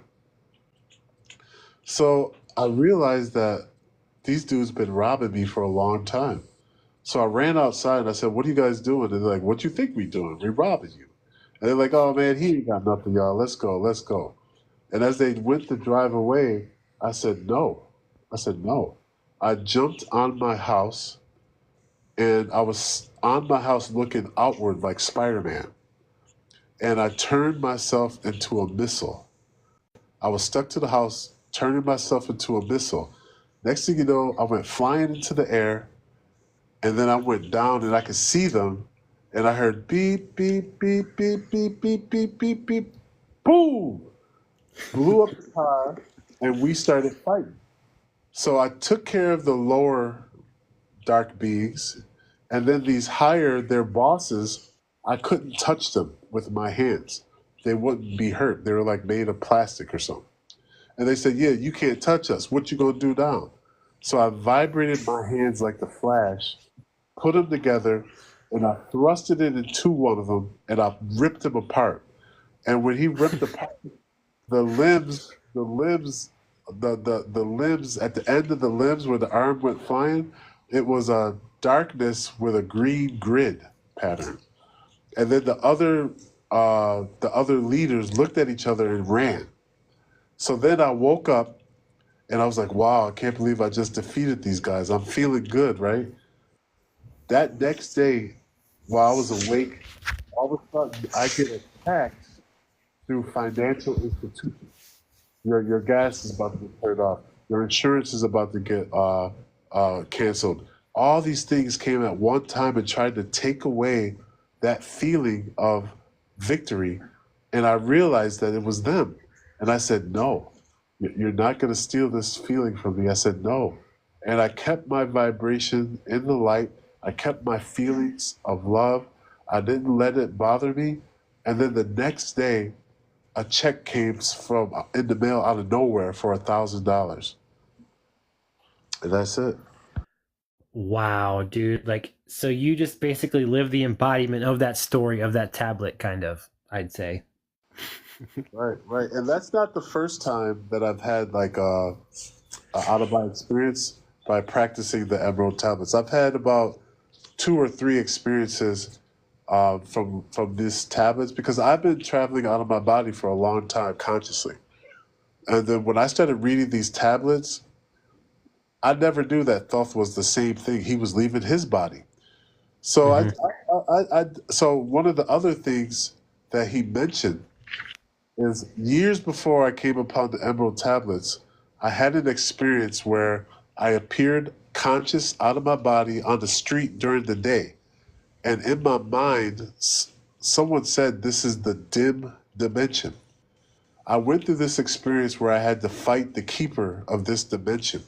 And when I finally beat him, I woke up and started researching the dim dimension and couldn't find it anywhere. 5 or 6 years later, I played the Emerald Tablets a year ago, and he mentions the dim dimension. So that entity you defeated, would you think that would be the Dweller? No, no, no, no, not the dweller, but the keeper of the dim dimension, I felt. And Okay. so in this dimension, if I were walking down the street and I went to touch a light post or a lamp, it would turn into little gears and try to pull me into it. And I had to literally rip my astral hand away from it. So I realized I couldn't touch anything in this dimension. Then this bus shows up, and this Arabic guy is driving the bus, and he smiles at me. And I go to get on the bus, and he goes to shake my hand, and the same thing happened again. His hand turned into gears and tried to pull me in. And when I ripped my hand out, he got mad and we started fighting. So the way we fought so many times that I would lose and then wake up at the bus stop again. And then we would fight again. And then I would lose and wake up at the bus stop. And then it happened like 3 or 4 times. And then I said to myself, man, forget this. I'm about to wake up. I'm not bothering with this dude. And then a voice said in my head, you can't wake up till you defeat him. So I had to fight him. I lost a few more times, but each time I lost, I gained more like knowledge on how to beat him by watching my moves. And when I finally beat him, I rose up out of that bus with music and light pouring out of my heart. And then I finally woke up. So that was my experience with the dim dimension.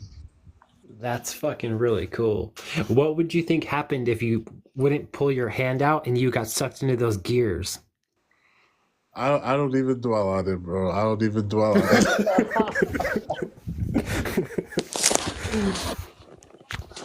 Welcome in. Welcome in, Morris.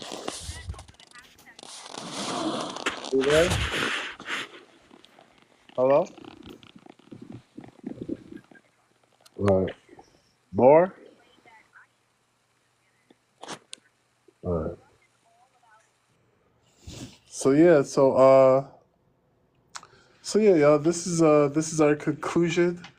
Um I appreciate all you guys so much. Let's go around and start from Walshy and go to Eric. And you guys just talk about what you experienced and what you learned, and let's have some closing statements.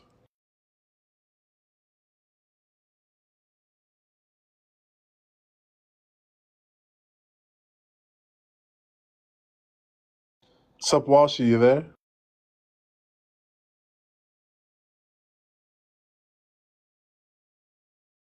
We'll go to Eric. Eric, you there?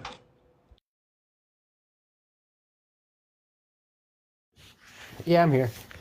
Uh, every time I go through the tablets, man, you always put together more pieces of the puzzle, and I appreciate you, putting this little piece on and doing this segment like you've been doing, and I just applaud you for that, man, and having this group up here so we can all just talk about it, have our insights on it. I appreciate this space right here, man. Thank you. Thank you for being a part of it. Thank you. Absolutely. Jennifer? I just really like everybody's input, everybody's stories, and they are just so amazing. It makes me really happy to know that this stuff is like super freaking real. You know what I'm saying? And not that I doubted it before, but it just confirms it even more for me. And I'm just grateful to be learning. And every time you play it, and every time I listen to it on my own, I learn more and more. And so thank you very much. Thank you. All right, Marie? Yeah, there's so much input from everyone that is like the truth is like you understood when you hear it from other people. It's just it makes sense because when you have your own experiences and then you hear other people's experiences, it brings it all together, and it just we are truly men of the light or light of the like men. Like we just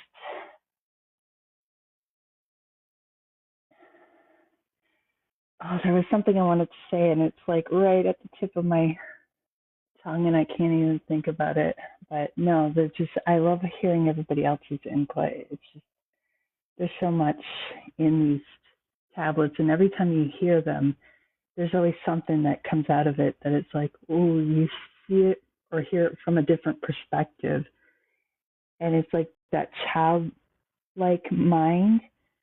If we could all just get back into the feeling as you felt like when you were a child, like the sensory things is what I pick up, like the feeling of like everything, like the enjoyment that you got out of basically whatever you did. And if you can live your life like that now, I think you just get so much farther. Right. Wow, thank you, Marie. Thank you for that. That's right. All right, good night, Tia. All right, Hopi. I just love being here and listening and learning, and I learn something every week. Every time we listen to this, I learn more and more, you know. And it was funny earlier, someone had mentioned something about, you know, Hecate's dogs or whatever, and the dogs, the hounds or whatever. And I remember now I had a dream when my son was an infant, and my mother lived in a complex, and there was a big window, and in the parking lot, all the cars were there. And I saw my son's bassinet in the middle of the cars in one of those parking spots, and he was in it. And in my dream, I ran outside to go get him, and it was starting to rain. But from each side of me, before I could get to him, there were those hounds. And I ran to cover him, and as the hounds were like scaring me to get out of there, you know, and I woke up. But it's like things jolt back to you, you know, like I forgot all about that dream, you know, until tonight. And it's just so awesome. Every time I hear them, I think of something new or learn something new or remember something, and I just love it. So thank you, James. Yeah, me too. Thank you, Hopi. And Azrael?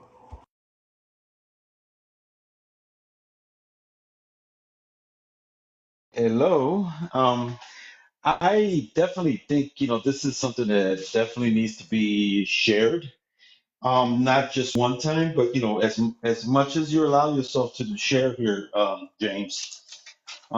Because what I'm learning from this and listening is that when we start to detach ourselves from this physical body and allow ourselves to envision the questions that we all have, the questions of existence, the question of everything, of all, with a body that is spiritually, or let's say universal or eternally, because there was a spot there that mentioned about time and how time came to existence.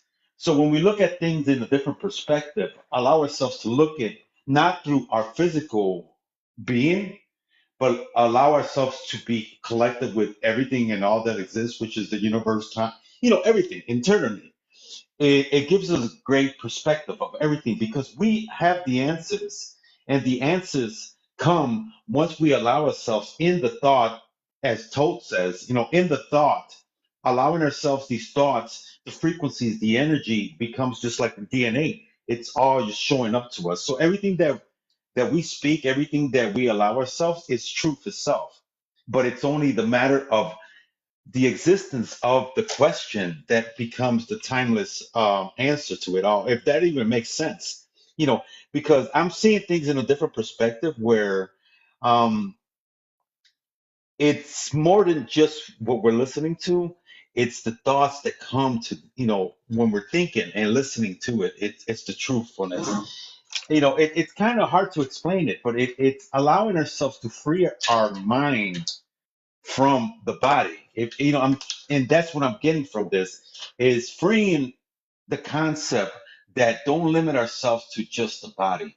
In other words, when you're looking for questions or you're trying to answer a curiosity that you have, it's the ability to astro without even trying to astro.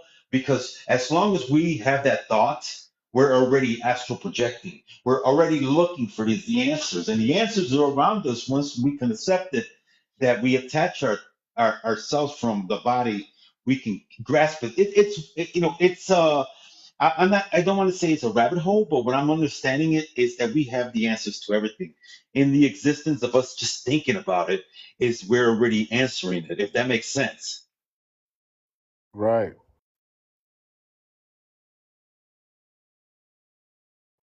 Wow. Because there's a lot. There's a lot that I learned, and I just don't know how to put it right now. And it's manifesting in truthfulness of all of us just being here. You know, because in actuality, it's all around us, and we're in control. So in reality, questions shouldn't even be asked of me. Like I shouldn't even be questioning anything. Like all of us, we shouldn't just question nothing. We should just exist. And once we exist, those things that we think about, the questions that we bring forth, are actually what makes it complicated because we already have the answers. It's just being in existence and accepting the flow of life. Every time that we feel an emotion like it's happiness and joy and just being what do you call it? I'm trying to see. It's just being present. That spark. It's the spark of life.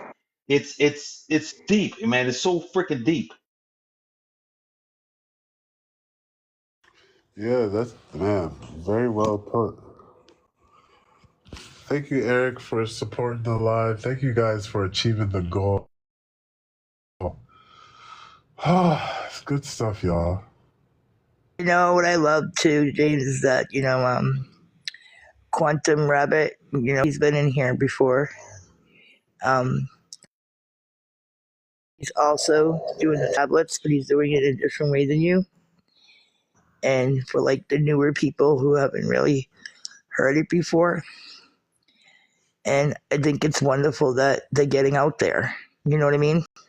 Right. And that people are going to learn this more. You know what I mean? That it's getting shared, and it's a beautiful thing. And he's doing it similar to you, but in a different manner.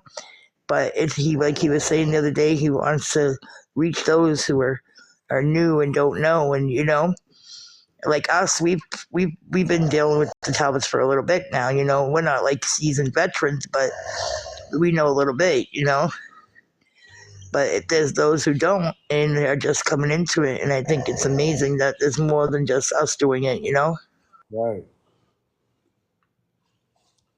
Yeah, that's amazing. I didn't know he was doing that. That's amazing. Started, and he plays them, and then he stops. And he don't have people up though. Like he stops, he's it's like you, but it's in a different voice. It's a different one than what we listen to. Yeah.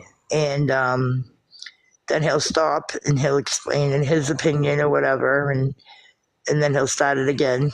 And like he says, he wants the people who are newer, and not aware to know these things. Right. Wow. So that's good. So more and more people will, be able to, have different interpretations. You know.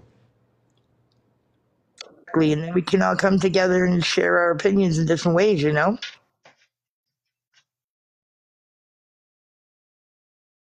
That's real. No, no, you're good. I just, like I said, I'm sparked because I'm always, observing. And one thing that I love about these lives, and like hope you're saying, is that we need perspective of everybody. But when we think about it, when we look at a stop sign or the street light, we have the green, the red, and the yellow, right? And think about it, the emerald tablets is green. So when we talk about the emerald tablets and how it's looking at it, it's to keep life on a go. Let's not stop, just continue with the flow of life itself. So I'm seeing that it's all about that. It's about the existence that we should never stop because once we acknowledge time, we're allowing ourselves to stop that flow. We are preventing ourselves with that initial going forward and grow. You know, a plant doesn't stop and say, you know what, I decide not to grow anymore, or a tree or anything. So the existence of life, there is a cycle of life, like the spiral that Rabanus was speaking about, and everybody was talking about that spiral of life. So basically, the Emerald Tablet is allowing ourselves to find that flow within ourselves and everything that all that exists. To not question what time is, but be part of time, being the example of leading by us being on a constant goal. You know what I'm saying? Not a constant goal where we're constantly busy and we're exhausting ourselves and being tired about it. No, the constant goal is allowing ourselves to grow like that seed. We planted the seeds, we are the seeds. Now we become the seeds, and through the seeds, we become the fruits that we are given to one another, which is the wisdom. Right. And he says that we are growing into formlessness.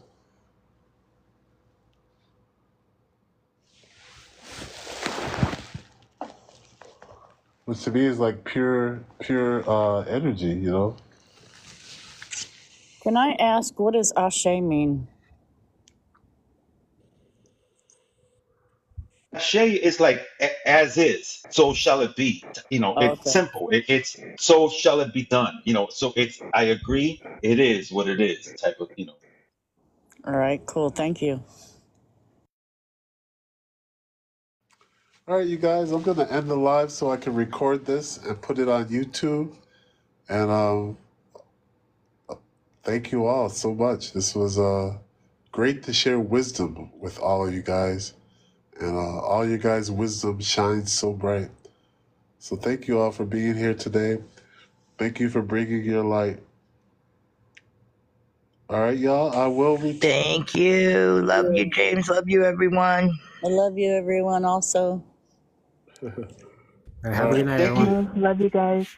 Thank all of you. Thank you, James, and everybody here so much. All right, see you guys soon.